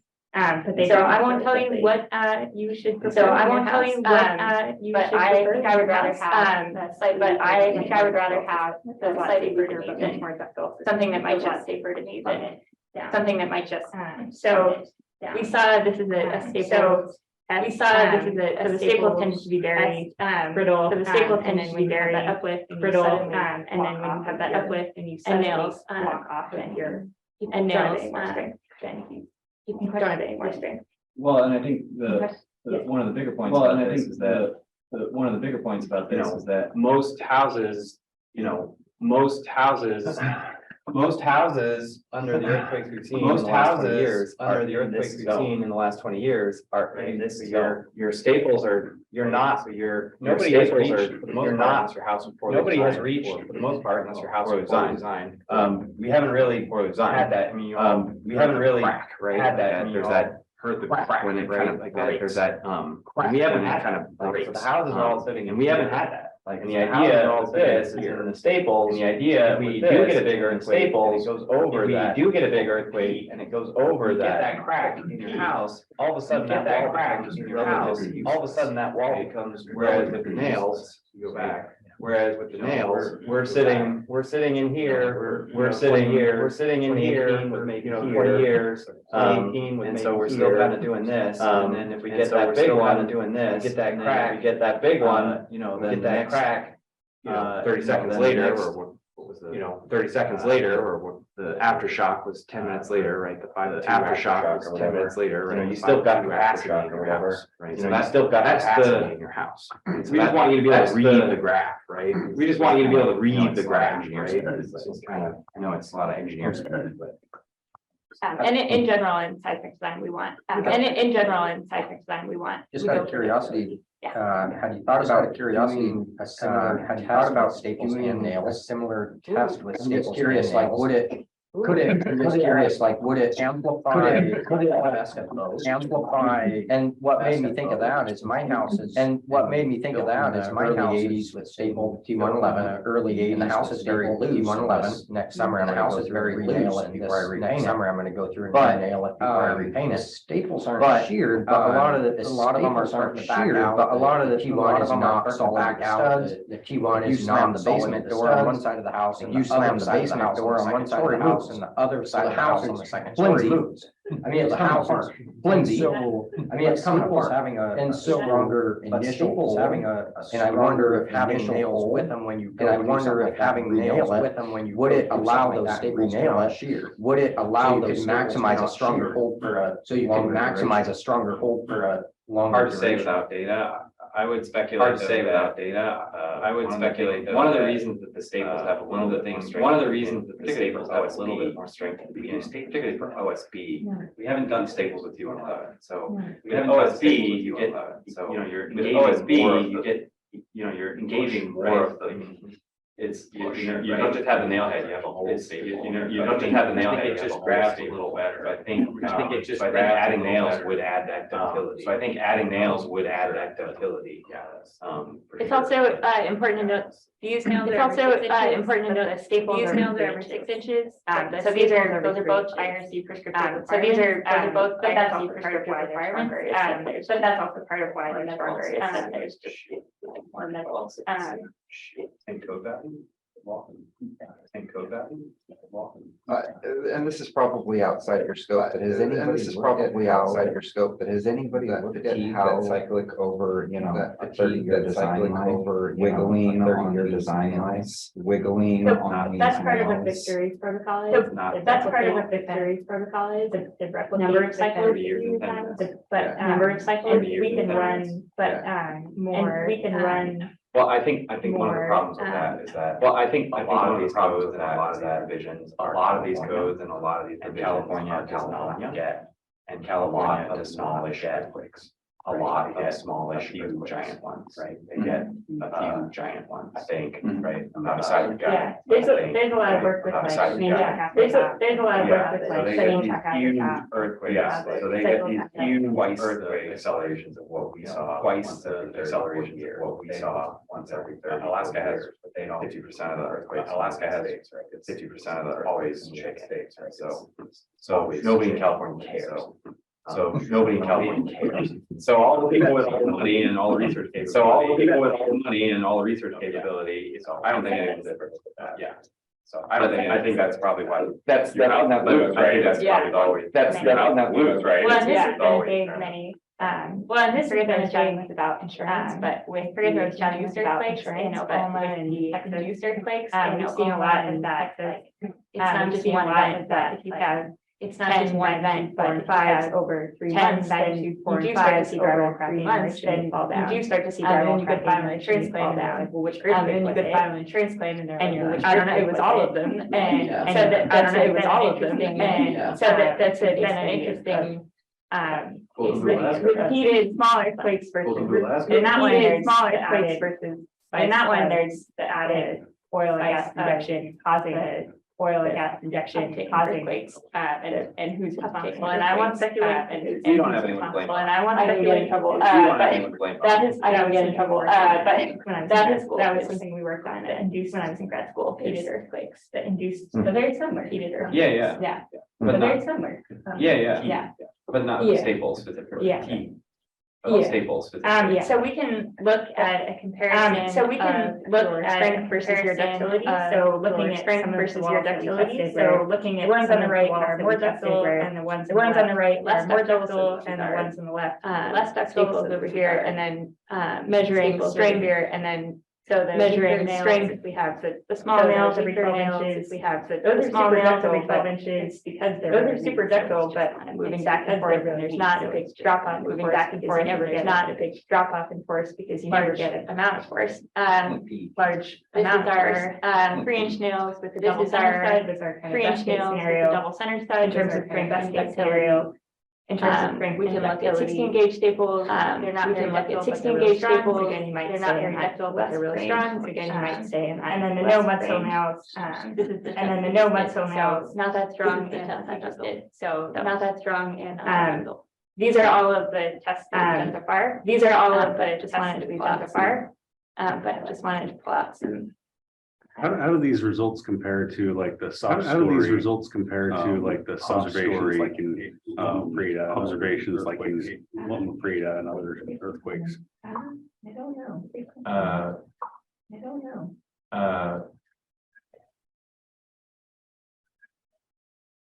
So the soft story would be, over here. Over here.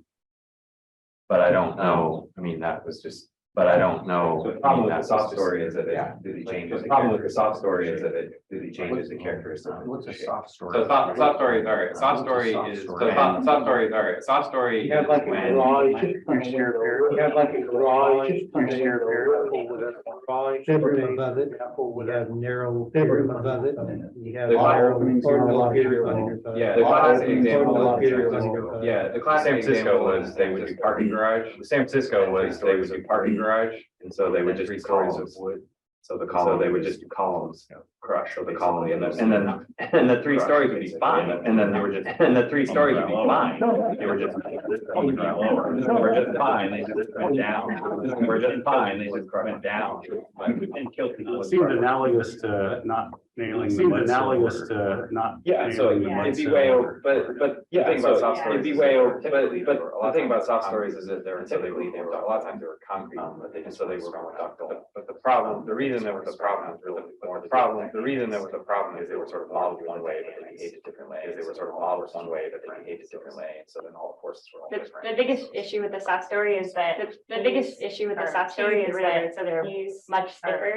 And so all of this much stiffer. And so all of this mass, and then as one all of your lateral force, and then it's all of your lateral columns, and so you get happening in these 2 columns, and so you get a displaced shape that looks like this, which is not what you want, because you have a huge amount of mass on a really small. You have a huge amount of mass on a really small. I don't know if anyone followed the 2020 earthquakes in Puerto Rico, but followed the 2020 earthquakes in Puerto Rico, because they build up huge issue.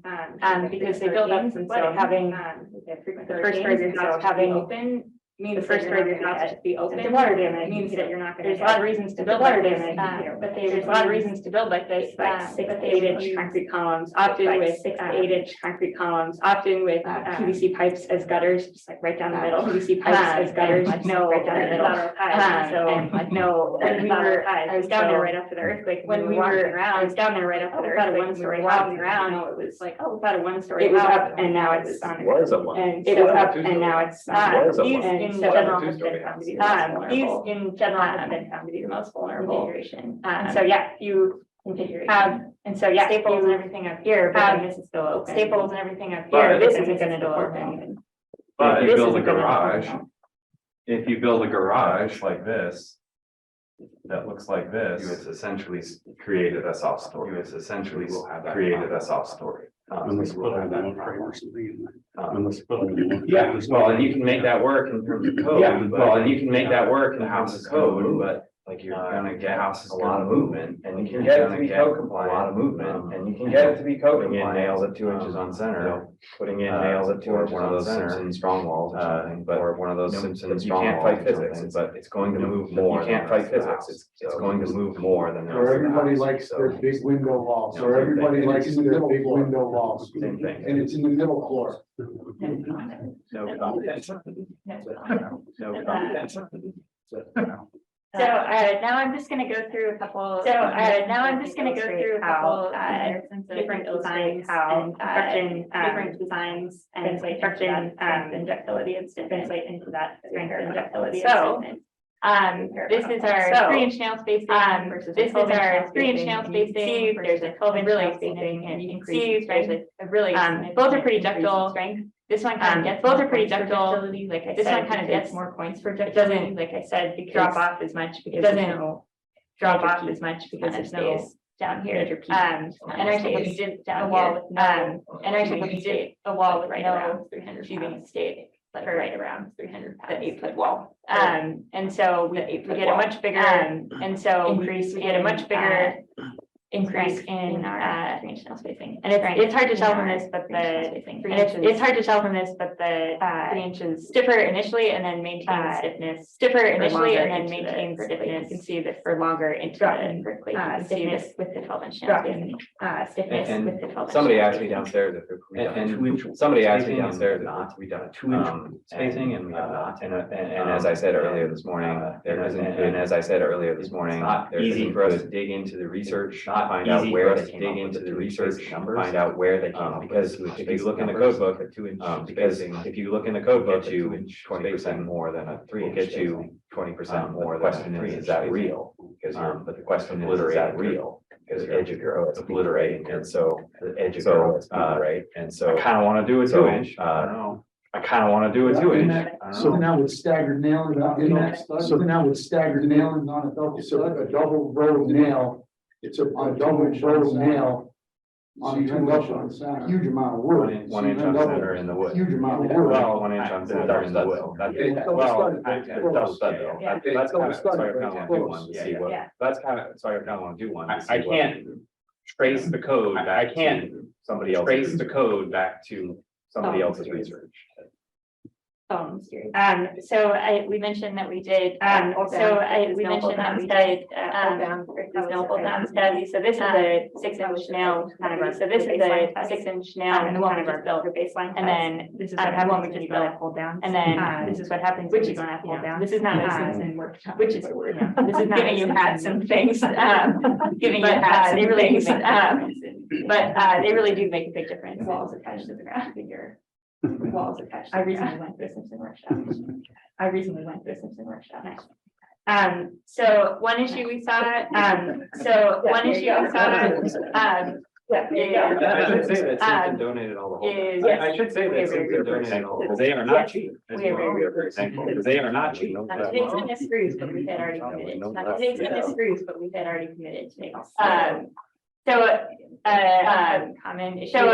Heard about was an issue that just putting a single row. Heard about was in their T111 where they row in their T111. Does everyone know what T111? Does everyone know what T111? It's plywood. It's grooved. It's plywood. It's grooved, and then lap where one side to the front and one side to the back. Where one side to the front, overlap and to the back pattern, so you get looks consistent. Overlap and the groove pattern. People are just putting one nail through the lap. That people are just putting one nail through the lap. Rather than one. So we tested that. We looked at, two rotary nails in that same 4-foot and 4-foot panel, and then had a little bit of an issue with 4-foot panel, and then we had a little bit of an issue with sensors here. A 4-foot panel down the middle, and then two 2-foot panels down the middle, and then two 2-foot panels in the test. And you can see a pretty significant in the test. And you can see a pretty significant drop. Strength when you have properly nailed. And this was without 3x framing at the, and this was without edge where your seams gonna get. These both have a single At the edge where your seams gonna get. These both have a single stud. So I noticed so on several of these, the x-axis, several of these, the same, x-axis isn't the same between the two. This one, the problem is that are, Well, no, I mean, you go from 0 to 8, you go from 0 to 8, and the other one is from 0 to 4. And 0 to 4. yeah, and so that, this just cut off. Yeah, so that, this just cut No, off. that's a good point. Yeah, but. On the previous ones too, it's like Yeah. 0 to 6, and the other one's 0 to 2, it's like 0 to 6, and the other one's 0 to 8. So they look similar, but they're actually not. Yeah, so. Yeah, so, if you look at this one, you can see that. My bad. If you look at this one, I think we stopped the test early for 3 inches. I think we stopped the test dangerous. Because it was walking up to, Dangerous. because it was walking up. So we should plot them. Yeah, that's, But we should plot them. We should say this is all pretty fresh. We should say this is all pretty. This was actually a 2-year project. This was actually a 2-year project here because of COVID, but then got shrunk into 9 months. COVID, but then got shrunk into a 9-month project. Ironically, none of that will be surprised. Ironically, none of you will be surprised. It's very difficult to hire. Nobody wanted a free master's degree, and nobody wanted. So I literally could not get a graduate, and so I literally could not get a graduate student to take the money on the free tuition for 2 years. Take the money on the free tuition, lateral the project into a postdoc. So I lateral the project into a postdoc much better, but I think arguably worked out much better. But we are suppressed for time because of. But we are suppressed for time because we did a 9-month project that is was completed in 9 months. Good point. yeah. But good point. This 3-inch nail spacing, this 3-inch nail spacing. Did we stop this one? No, the 3-inch tab. The 12-inch? Yeah, it doesn't go all the way out. Oh. It doesn't go all the way out. Yeah. I don't know. Because typically we went out Yeah. to that same, I don't know. because typically we Yeah, went out sometimes to it gets that same dangerous. displacement pattern. Yeah, sometimes it gets dangerous, steel beam on the top, the pops up steel beam on the rollers, and pops up above the rollers, and stop it early.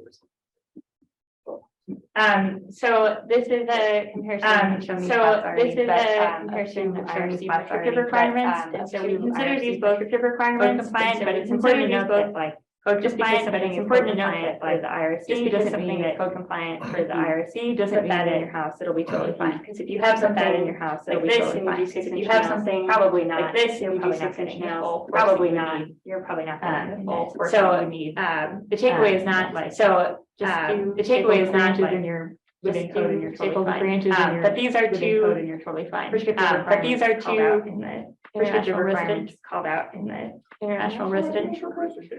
Yeah. And so we can see that with the 6-inch nails, and so we can see that with the 6-inch nails, we have much more ductility versus the staples are much more brittle. We tested both AG box nails. We tested both freeze and AG common nails, which is freeze and AG common nails by Home Depot, and this is what you can buy at Home Depot, and we did eventually find these at code calls for, and we did eventually find these not as much of a difference as you might not as much.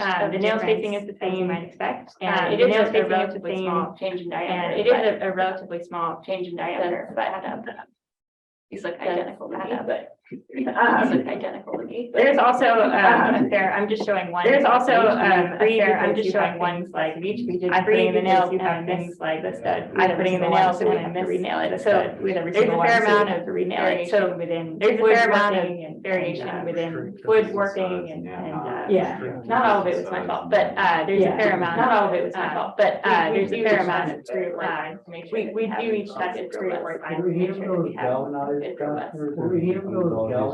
We just use common. We just use common. Have you done a test with ring shanks versus smooth? Have you done a test with ring shanks No. versus smooth shank? Because I don't know. Yeah. Because I don't code at all. Is ring shank in the code at all? Well, I know that it's galvanized, I know galvanized 113. I know galvanized equal to 131. Right. Yeah. Equal to 131. So, right. Yeah. Well, again, the scope of our project was not to replicate, the scope of our project was not to replicate, so we were trying not to, you know, so we were trying not to, they're already test things that have. Well, they're also already trying to in pull code it. options. Also trying to pull the out. Versus a regular nail. Yeah. Versus a regular nail. Yeah, so you probably end up, right, so again, you probably end up. Again, so again, mechanism for, again, the failure mechanism for T111, so Yeah. you'd probably get better capacity out, of galvanized, probably get better capacity out of galvanized nail. I would bet that you would get the exact same number, bet that you would get the exact same number of nails just OSB. Rip through the sides of those, the nails just rip through the sides of those. So actually, that's a, yeah, we should probably do a T111. Actually, that's a, yeah, we should probably do a T111. Who nails, because T111 would, right, who nails T111? Us. Yeah, we've done a fair bit of, we've done a fair bit and on sheeting, OSB doing 11 and on sheeting, OSB nails that are ring 3/8, nails that are OSB and ring shank galleys, ring shank on OSB and ring shank galleys for T111, exposed stuff, but board and back or exposed stuff, but that's maybe more, that's. I would speculate. Maybe more common. I would speculate that you would increase your ductility quite as readily, but because they wouldn't pull out quite as readily. None of those variations will increase your strength. None of those variations will increase your strength. The strength is the strength of the nails and galvies and, you know, ring shanks and galvies. You just get more, area. You just get more area. You get more cycles. That's speculation, I think. That's speculation. Those are T111 plywood or is it OSB plywood? Those are T111 plywood or is it OSB plywood? Finished nails are finished nails are very weak. This is slightly stronger than the test that we did. Slightly stronger than the test that we did without sheathing. So The finished nails are a narrower diameter. The finished nails are a narrower diameter, but head on them. More importantly, was that but we heard of people using them to attach their 2 and 11. You don't see the nails. In your, you don't see the nails. I suspect my neighbor's house was built like this, and I suspect my neighbor's house was built like that. They can't find any nails. This is probably a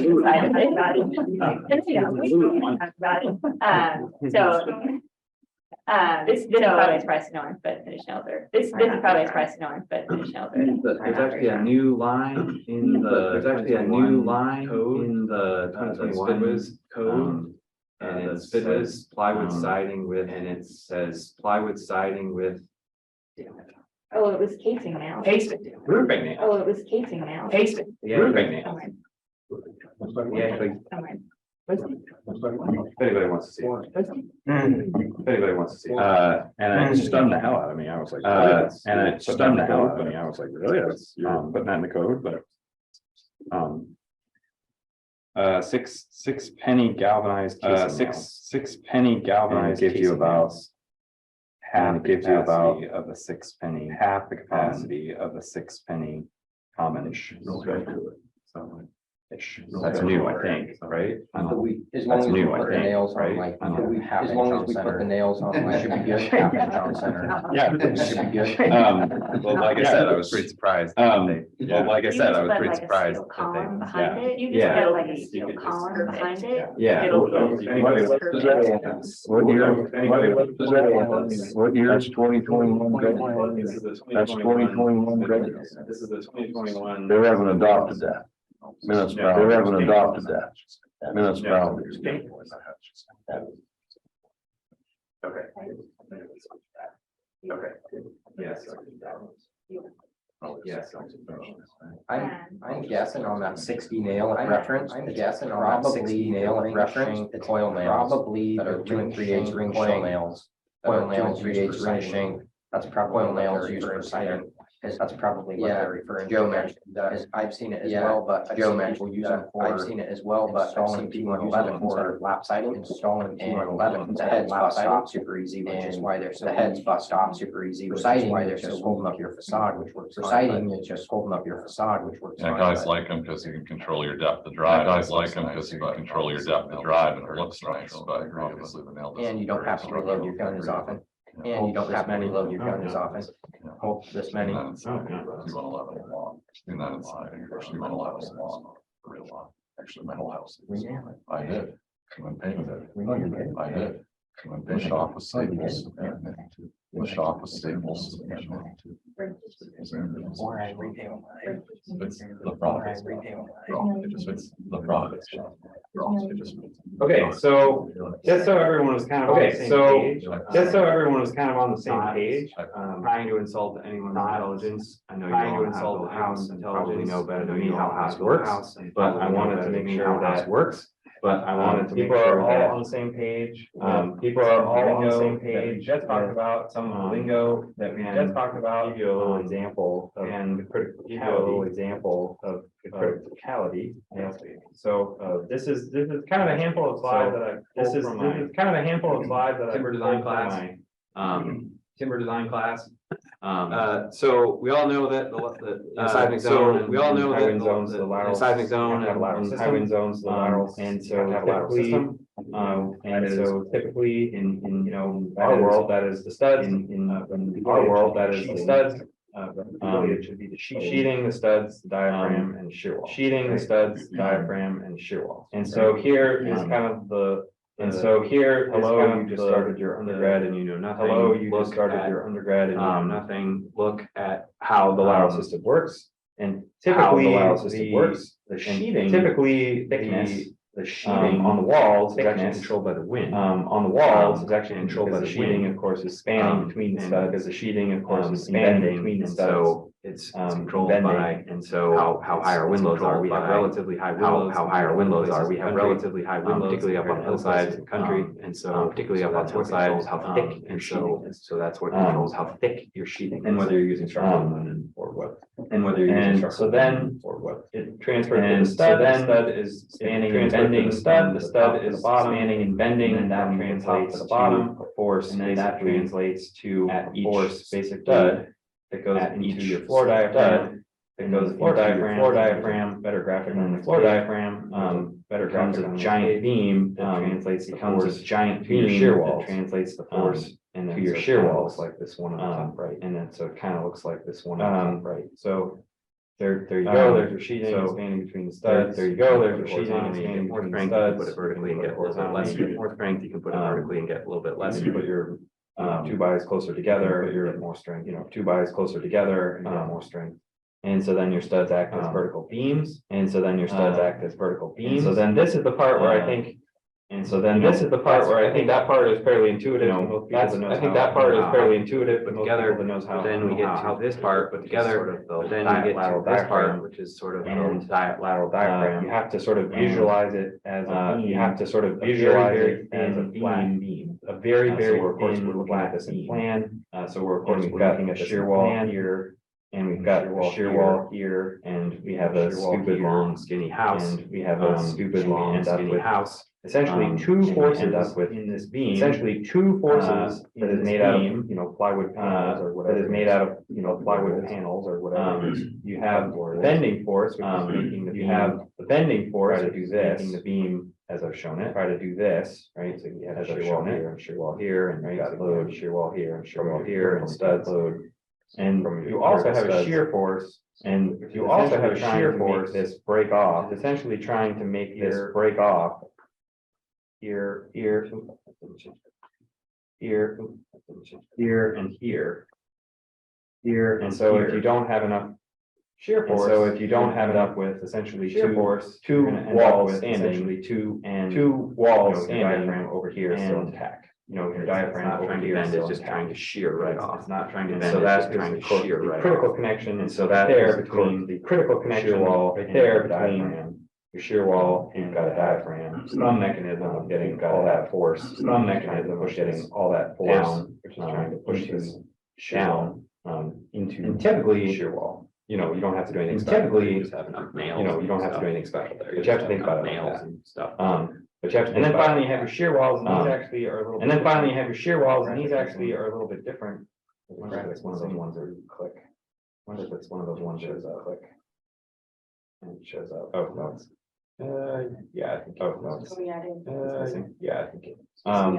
And so we all know the components of the shear wall, and we just saw one. So we all know the components of the shear wall, but I think the critical thing is that we have to think of the shear wall. Critical thing is the diaphragm. Have to think of the shear wall differently than the diaphragm. So it's basically fixed to the ground. So it's basically fixed to the ground, like a. Right, and this is like a cantilever column, right? So it's like a flagpole, but cantilever column, right? Ground, flagpole, force trying to bend it, and there's also force trying to shear it off. There's also force trying to shear it off. I had the misfortune one time of sliding down a hill, pickup truck sliding down a hill in my pickup truck. It jumped onto the median, which was exactly the height. Jumped onto the median, which was exactly the height, like a monorail down the median. And then I slid like a monorail down the median. And ended at a stop sign. And go around this median sign actually is what it was. Go around this median sign actually is what it was. And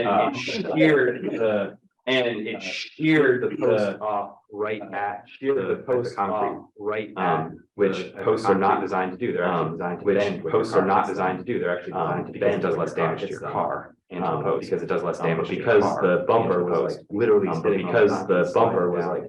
sitting on the concrete slide. It did a ton of damage to the truck. And it did a ton of damage to the truck. Because and it break right across the so that's that's what's that's shoot right. So that's trying to cut that off. That's shoot right. It's like trying to cut that off. You were called on this right. Right. You were called on this right. So this is not down. So that's the shear force that we're talking about. So that's the shear force at the base, and of course, it gets bigger as you go down the build. It gets bigger as you go down the build. But then the second force that we have to worry about, big force is the overtear, right? Because we have this trying to overturn this thing, and that's where these. So it's trying to overturn this thing, basically trying to hold that thing. I've heard rumors of people saying, well, you don't really need. Heard rumors of people saying, well, you don't really need. You know, there's enough weight there. You know, there's enough weight. Maybe that's true, and maybe that's true, and there is provisions in the code. You know, there is provisions in the code. So you can add take the weight of this, right? So you can take the weight of this and then reduce the amount of hold down, and then reduce the amount of hold down. You don't have enough weight, and you need more hold down. At some point, you don't have enough weight, and you need more hold down. So those are the kind of the critical things. So those are the kind of the critical things. Do I have enough shear capacity? Shear capacity is completely and entirely controlled. Shear capacity is completely and entirely controlled by the nail. Thickness of the sheeting. Okay, the sheeting, as I said, the thickness of the sheeting is based on the stud spacing. The nailing is what controls stud spacing. The nailing is what controls. And then the overturning is completely and entirely controlled by. And then the overturning is completely and entirely controlled by the hold down. The column, of course, is also like side and stuff like that. The columns, it turns out, side and stuff like that. Don't really matter. Columns, it turns out, the amount of meat that you don't really matter. The hold down, the amount of meat always produces to grab the hold down. Wood that's big enough. Always produces a piece of wood that's big enough with a big huge compression. Because you end up with a big compression column. But it never governs. It's always the but it never governs. You need so much always to get that hold down. You know, you need so much meat to get that hold down. You know, those 25 nails.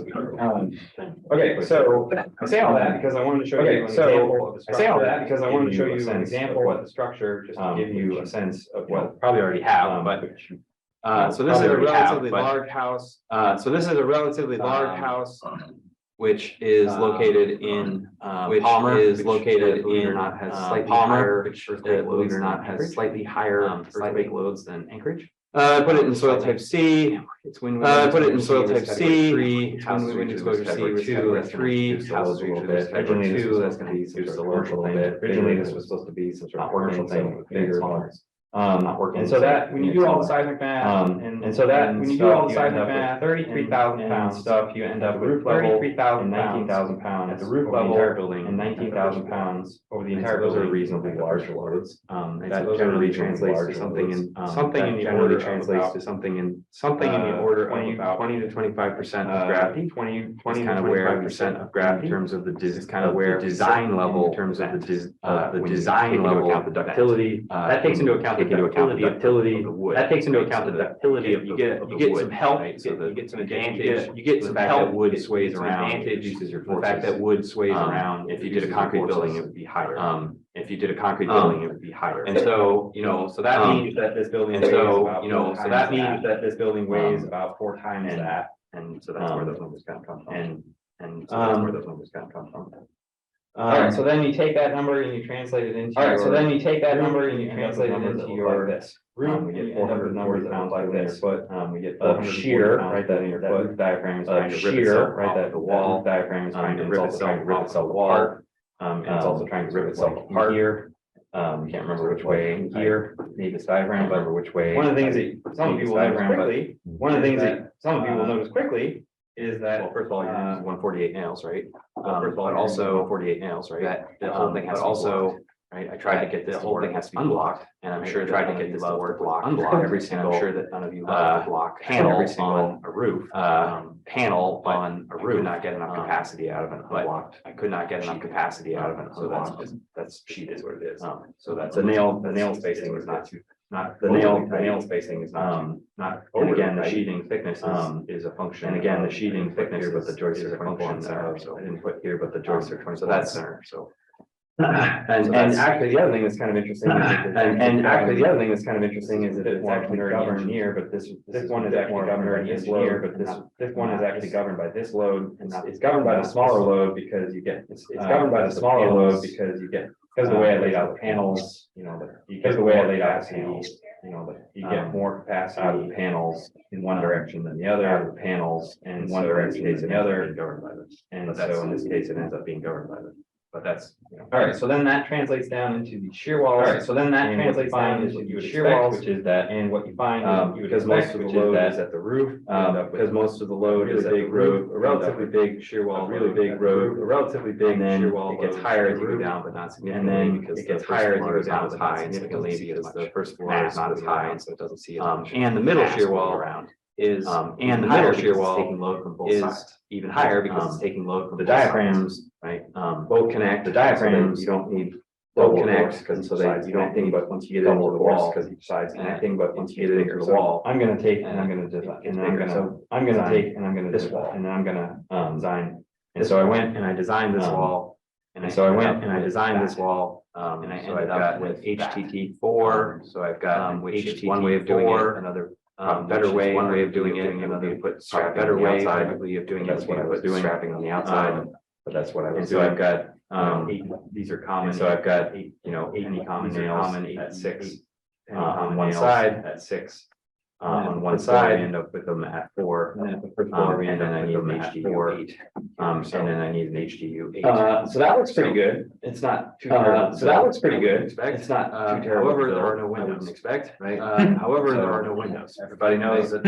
So everyone loves. Everybody knows that, right? So everyone loves housing. So I stuck in that as a window. That's so I stuck in scale, but that as a window. That's not to scale, but it's probably roughly close. And then it went to 8 penny nails at 2 inches on center. Penny nails at 2 inches on center, one-sided, or it also worked one-sided, or at 6 inches on center with the sheeting on both sides. 6 inches on center with sheeting on both sides. Or at the first floor, we need 10 penny nails at the first floor. We need 2 inches on center, 2 inches on both sides. At 2 inches on center, on both structural one sheet. That's the and that's structural one sheet. Literally, so that is literally the highest like that is you can get. Actually, the highest thickness you can get and go, you can go one thickness, you can go one level of thickness, you can go one level and it gets you slightly more capacity. So sheeting thicker and it gets you slightly more capacity. So you're still only a hold on 40 strands per, doing like a 40 strands per, perforate where you can't do it on the top level. Perforate where you can't do it on the top level. Perforated on the top level. You can't have perforated on the top level. You can't have the sloping, Really? Yeah, it's a gable truss, it's a gable truss. Really? Yeah, it's a gable truss, it's a gable truss. You're taking it down the wall itself. You're taking it down the wall itself. I'm just saying that, if it's a shear wall, then it's gotta be, I mean, it's only if you had like a, I mean, truss, only if you had like a truss or something. If that whole end is a shear wall, the top level. If that whole end is a shear wall, the top level couldn't be a force transfer. It had to be a segment transfer. If it was segmented. What you're saying? Yeah, If it was balloon frame. What you're saying? yeah, If it was balloon. Typically, there would be. yeah, I mean, if it's a gable truss. Yeah, I mean, if it's a gable truss. You're not counting that truss, that shear, that's all, you're not counting that towards that shear, that's all hold downs and all that junk for the gable fold downs and all that. The actual shear, the gable, that floor, the actual shear, the wall. Where you're using the top plates. The wall. Where you're using the top plates, that is a drag. I mean, I would use the diaphragm up here, so. The diaphragm's up here, so. So if the diaphragm is there, your sheet, your shear. So the diaphragm is there, your sheet, your shear goes all the way to the underside of the diaphragm. Therefore, that couldn't be a perforated. Therefore. And there's a code provision that says that you can't, and there's a code provision that says that you can't perforate a non. Correct. New to me. But it's new to me. But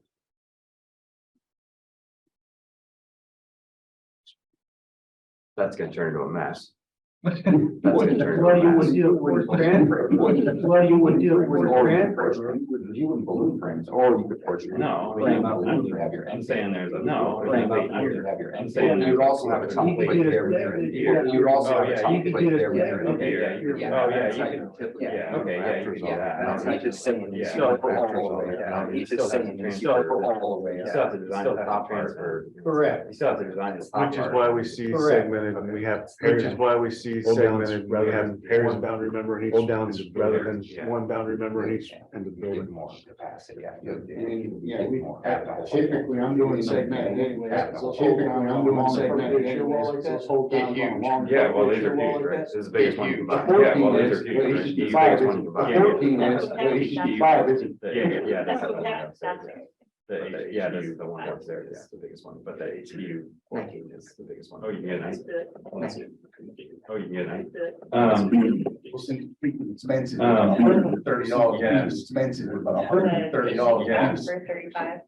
Yeah, these, I don't know what the HDU 14. Yeah, these, I don't know what the HDU 14 is. 14s are like $130. So anyway, I just wanted to kind of, walk through. So anyway, I just wanted to kind of walk through that sense of what the designers are going through. Everybody, if there are designers, what the designers are going through, and if there are designers, and also like that design is necessary, right? Also like that design is necessary, right? This is really. And that it gets, and you know, I found it quite surprising that, you know, I found it quite surprising that, right, like it's adding a relatively small amount of windows. Adding a relatively small amount of windows, you know, converted this thing to 8 penny nails on one side of 4, from 8 penny nails on one side of 4 to 10 penny at 2 on both sides. So that, that, you know, and really the solution to this is to go back and really the solution to this is to go back to the drawing board and put in just not a shear wall in this building, just not. Clients don't want to pay for that though. They want, clients don't want to pay for that though. They want. Right.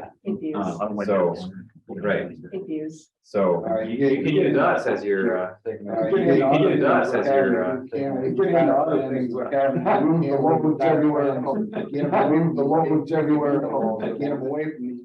right, you put a shear wall here, yeah, right, you put a shear wall here, and this diaphragm is cantilevering off, then this diaphragm is cantilevering off. And it's the whole building. That's the way the sides, that, that's the way the sides, that. So this is, as an academic, I am allowed to make the simplest. As an academic, I am allowed to make the simplest building. Because nobody, I don't have clients. Because nobody, I don't have clients. Plus, you know, my class, which they're all new to my class, which means they're all new to this. Anyway, I felt like, I felt like, I kind of wanted to, just kind of walk through in case anybody never seen, just kind of walk through in case anybody never seen it before. Happy to, and you know, happy to, you take over. Well, so, kind of a, well, so, all of this, a wrap up to all of this, that's seismic factory, and this part was still underway, seismic factory, the part is still underway, is, the non-linear model is always things. But the procedure that we're using, the procedure that we're using IDA, incremental, and basically what IDA is, and basically what we do is ground motion, so this increase the intensity of the ground motion, so this is short period building, so we increase the intensity, and then we measure, we increase the intensity, and then we measure the that those computer models are based on the those computer models are based on the and so we run a bunch of ground motions, and so we run a bunch of ground motion ratio so that we can account for the concentration or is it how much shaking there is of different frequencies, and then we kind of frequencies this, and then we kind of fit this, which is the point, the intensity at which is the point, the intensity at which collapse. And each of these ground motion building hits and collapse. And collapse is just when the building becomes. So then we can fit this probabilistic curve. So then we can fit this probabilistic curve. And the important thing, not our study this here, and this is not our study building, is that the collapse probability, even in a very large collapse probability, even in a very large earthquake. For a wood frame house. And I don't want the takeaway to be that we don't need to worry about. And I don't want the takeaway to be that we don't need to worry about earthquakes. But wood frame houses are part of why it's good. As bad here, part of why it's as bad here in Puerto Rico, where there's a lot of concrete construction. Puerto Rico, where there's a lot of and so I think we initially started. By looking at initially started and by looking at to me the most important to me the most important so this is the points are so this is the ground motion collapse at how many of the ground motion collapse intensity and then this is the intensity and then this is the and I this is scale and I for this is period scale for a different period. Okay. And if you, there's a great report from FEMA about, structures and basically period, we don't have enough structures and basically they're like, we don't have enough testing to know what would actually happen if you had. That's part of where this, so that's comes in, it's that part of where this comes in, it's that they're using. So, here, a bigger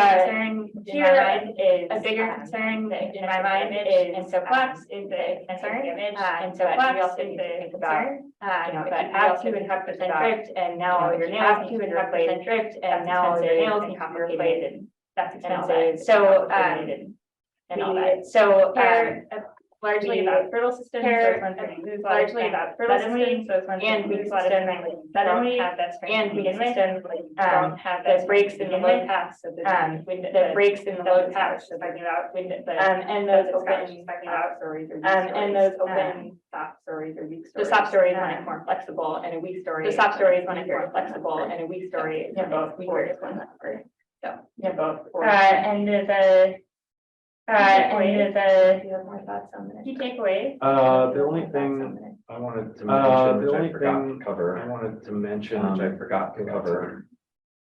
My 3D model, my 3D model. So, we were talking a lot about drift. So, we were talking a lot about drift, downstairs. So the idea with collapse here is, this thing is that if this thing leans too much, this thing leans too much. This is the red wall. The blue wall is just leans out of, and the blue wall is just right. The blue wall is just doing that. Of its plane, right? So the problem comes, and this is what happens. So the problem comes. This is what problem comes when that wall leans too far out. Problem comes when that wall leans too far out because it all these joists sitting on that wall. It leans out. These joists sitting on that wall. It leans out. It's no longer a wall. Now it's like and then it's no longer a wall. Now it's like a or whatever. And so then the whole house goes down. So that's really what goes down. So that's really what collapse means. What collapse means. The wall we saw downstairs, the wall doesn't like the wall that's the wall we saw downstairs, the wall doesn't plane. The wall that's being moved in a plane doesn't tear. It's those walls that are in the other direction. It's those walls that are in the other direction. But the same is true for everything. But the same is true for everything you have. Just said those walls not leaning, they're gonna get, you have those walls are breakage, you're gonna get sheetrock damage, you're gonna get window breakage, you're gonna get sheetrock damage, you're gonna all kinds of stuff, which, and one of the other things with FEMA is all kinds of stuff, which, and one of the other things with FEMA is really worried about so much as our concern. So much as us as a community is, what is the vulnerability of a big earthquake? South Central Alaska, how many millions of dollars, right? Like how many millions of dollars damage will get done, even if only a couple damage will get done, even if only a couple people die. The comparison to 2010 Haiti earthquake, the 2010 Haiti earthquake, almost exactly the same magnitude as ours, almost exactly the same magnitude as ours. It was far shallower, the accelerations in the epicenter were about twice as much. It was closer to a population center, and it was closer to a population center, but they don't even have a population center. It's Haiti, so they don't know. They don't even, it's Haiti, so they don't know. The estimates are 200,000 to 300,000 people. But the estimates are 200,000 to 300,000 people. Like that's all of Anchorage. 200,000 to 300,000 people. That's all of Anchorage, right? And we had the exact same earthquake, effectively. We had the exact same earthquake, effectively, and nobody died. So that's in open concrete. So that's the difference between concrete. Yeah, to build a building, right? Yeah, to build a building, right? So it's anyway, that's why valuable things. Anyway, that's why. There's not been a lot of research into wood frame houses and earthquake research, but a lot of wood frame houses and earthquakes, that a lot of people just write it off. We don't really have to worry about, just write it off. It's like, we don't really have to worry about, and especially with my work, it's mostly been for Rico, especially with my work, it's mostly been two-story houses, or it'll be one, maybe concrete story houses, or a second story, and concrete per story, and then a wood second story, and the part is in an earthquake that's most people haven't looked at what happened, and clearly there was, people haven't looked at what happened, and clearly there was a fair amount of damage in certain houses, don't be super scared going out into don't be super scared, because it is important, but it's not, there's a reason that there hasn't been as much, there's a reason that there hasn't been as wood frame earthquake work throughout the wood frame earthquake realm. And so kind of some key takeaways that I hope so kind of some key takeaways that I hope more questions today and the text. Also, we're happy to answer one questions.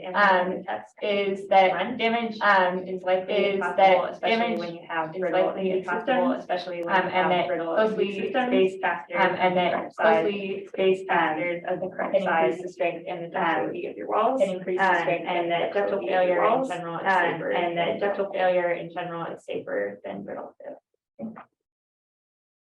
So we had a lot of help. That's a thing. We had a lot of help in this room. We've all people interviewed and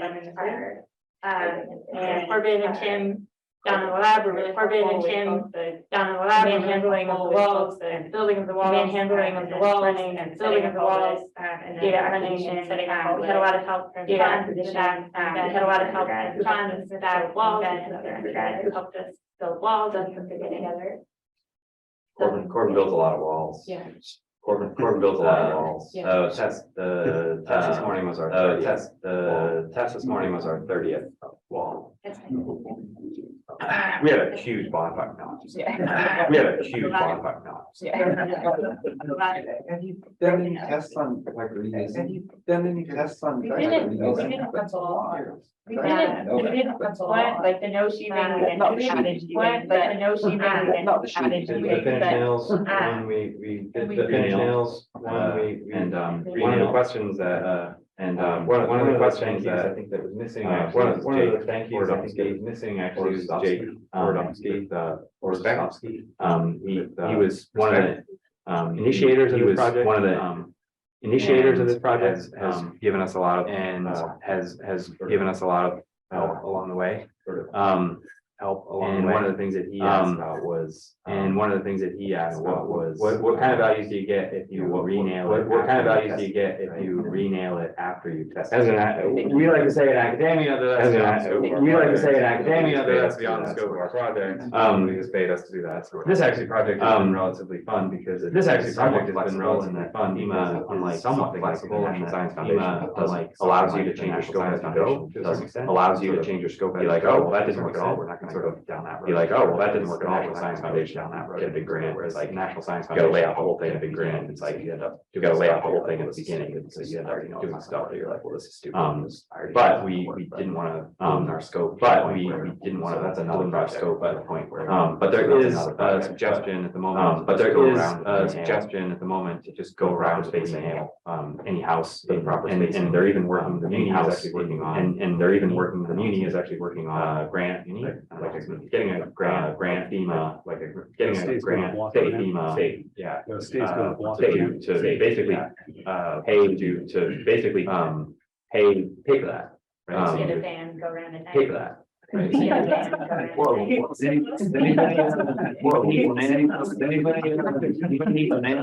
Somebody's nailing my basement. Somebody's nailing my basement. Yeah.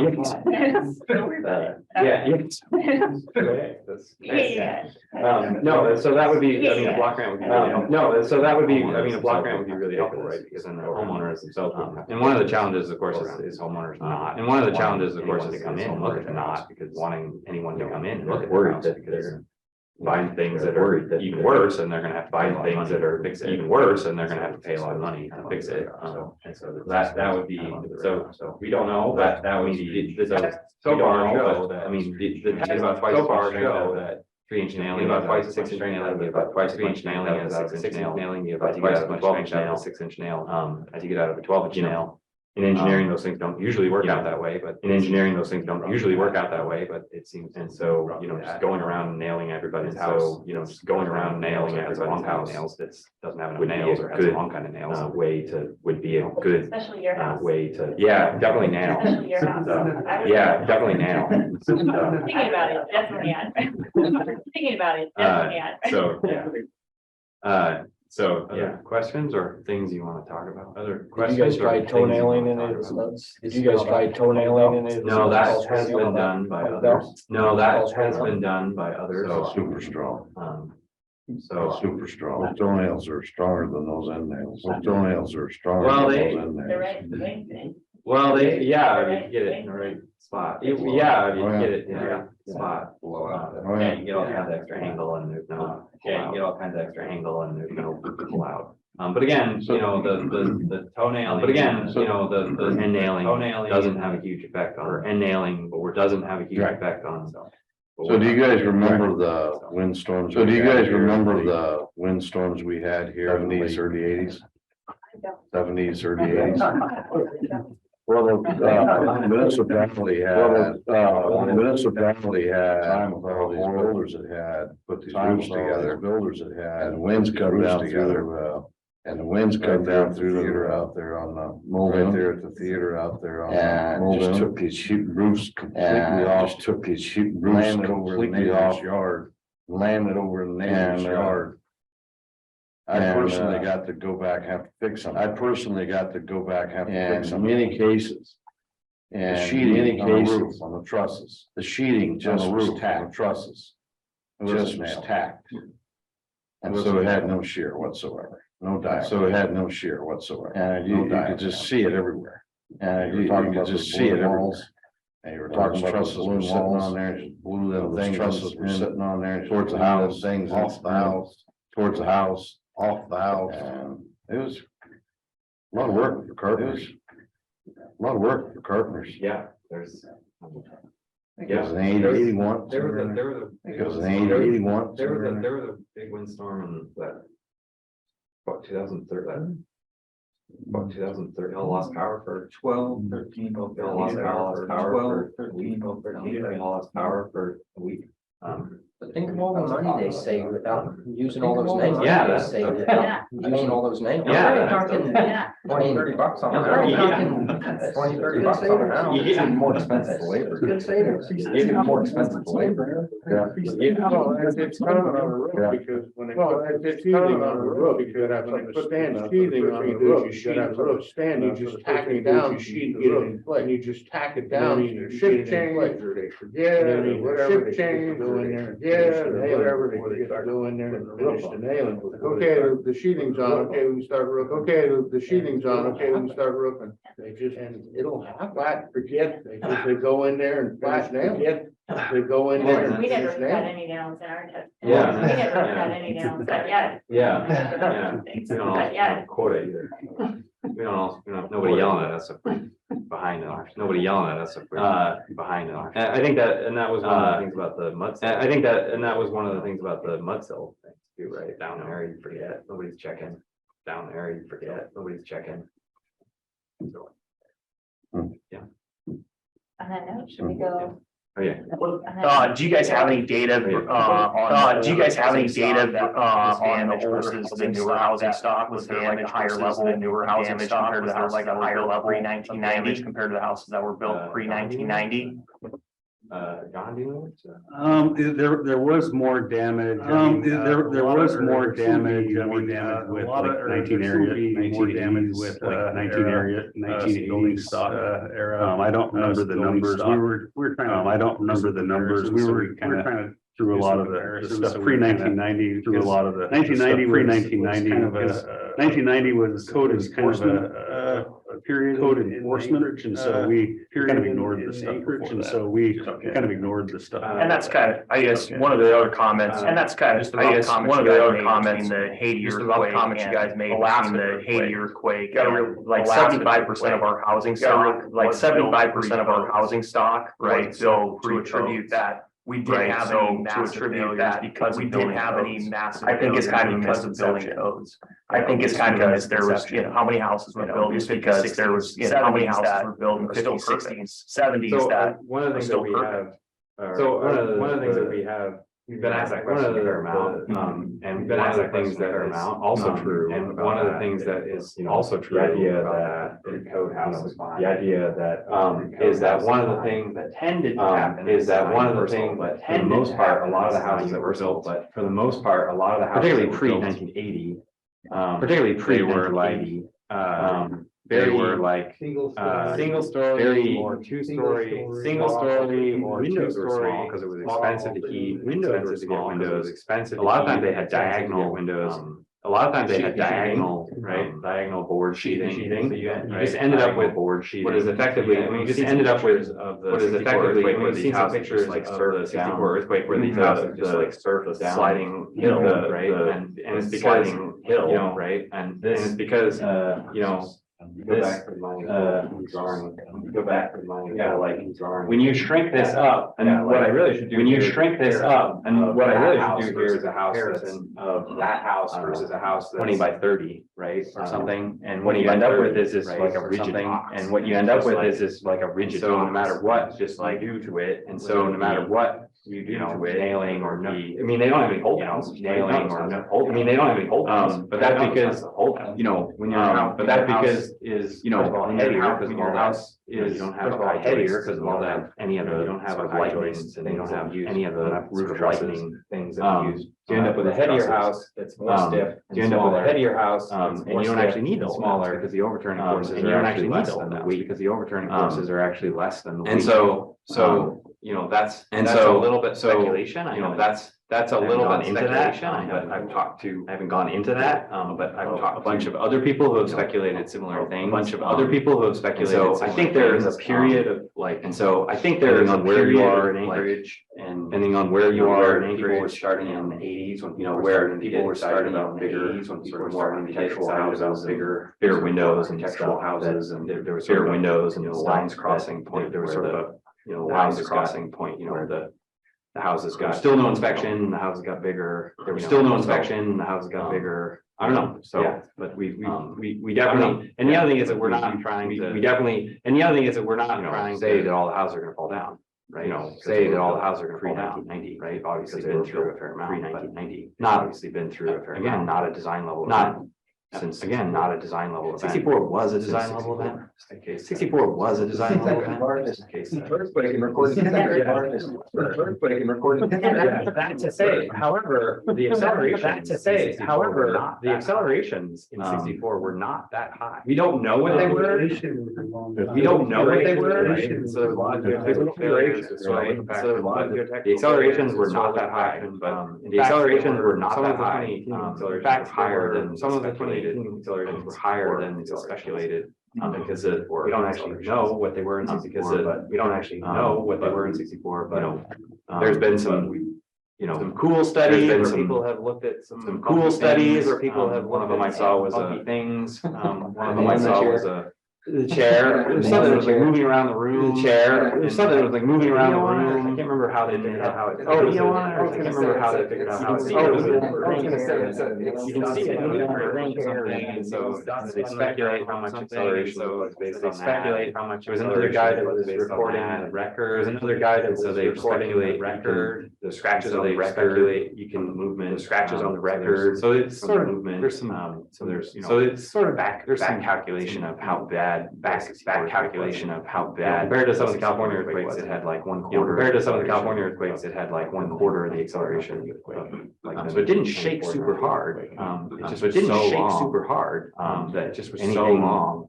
Anything that had anything. Anything that had issues, because it was just kept going down. It was just kept going and going and going and going. Yeah. I can't remember, maybe you already mentioned it, but are you doing any longer duration tests with this as far as going to duration tests with this, as far as instead of going to complete failure, instead of going to complete failure, indicating maybe more of a 3 or 4 or 5, maybe more of a 3 or 4 or 5 scenario, but going with a longer duration, a scenario, but going with a longer duration to simulate, 10 years, smaller series earthquakes, what happens, smaller series earthquakes, what happens in the things, how long the big nails span of things, how long do you do anything there, that kind of stuff. We haven't done anything there in that range. We haven't done anything in that range. That was kind of the earlier question about if there's that was kind of the earlier question about fatigue. If there's any study on fatigue, as you know, if move a nail back and forth 50 times, it's going to break. Move a nail back and forth 50 times, it's going to break at some point, right? Engineers classify that as fatigue. Engineers classify that as fatigue. Go to one of the industries. So, but again, in things like mechanical, so in things like mechanical, like bolts that hold down machines that vibrate, like bolts that hold down machines that vibrate. You typically see failures in the like millions of cycles. In the like millions of cycles. We don't see anything like that. And so even with the shaking that we don't see anything like that. You're just with the shaking. You're basically gonna sit. You're basically gonna sit forever in this zone with lots and lots of small earthquakes. You're just gonna sit lots and lots of small, and you're not gonna get millions of cycles, right? And you're not gonna get millions of cycles, right? It's really when you get that big one, it's really when you get that big one, softens up, get over this hump, or you bring your house softens up, out some OSB, or you break some nails, or you rip out some OSB. Once you pass this hump. Once you pass this hump, right, and then that's when you have to worry. Yes, your building will come down in aftershock. Yes, your building will come down in aftershock if it wasn't that, if it didn't, so that's a real thing, like, is this building? So that's a real thing, like, is this building safe to go in aftershock? So, because one of the things that has not been looked at, one of the things that much has not been looked at very much, but long duration. That's more, tends to be more of a geotechnical problem. That's more, tends to be more of a, typically it's your soil that will give way. Typically, it's your soil that will give way over time.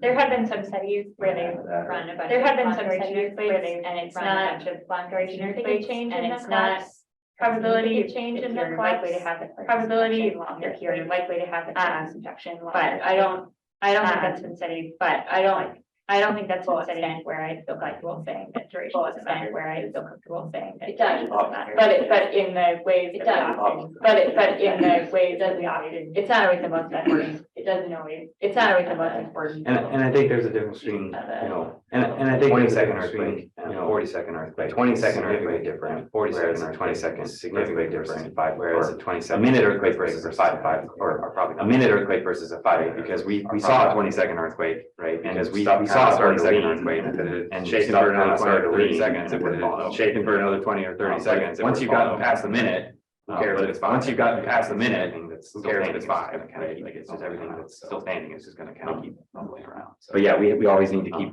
raising the duration. But yeah, we always need to keep raising the duration for the seismic, everybody, the California people. The earthquake was very deep. The California people. The earthquake was very deep. Big part of why it was not as, that is a big part of why it was not as. More deep. It was further down than it was. It was further down than it was. Yeah.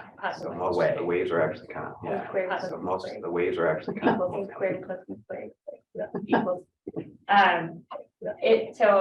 Happy to answer more questions, but we want to make sure, happy to answer more questions. You want to do our test? We want to make sure that we but. You want to do our test? I have but sign sheet, I have so if you want sheet, and I didn't catch everybody, so if you want, I talked to make sure that you have a certificate.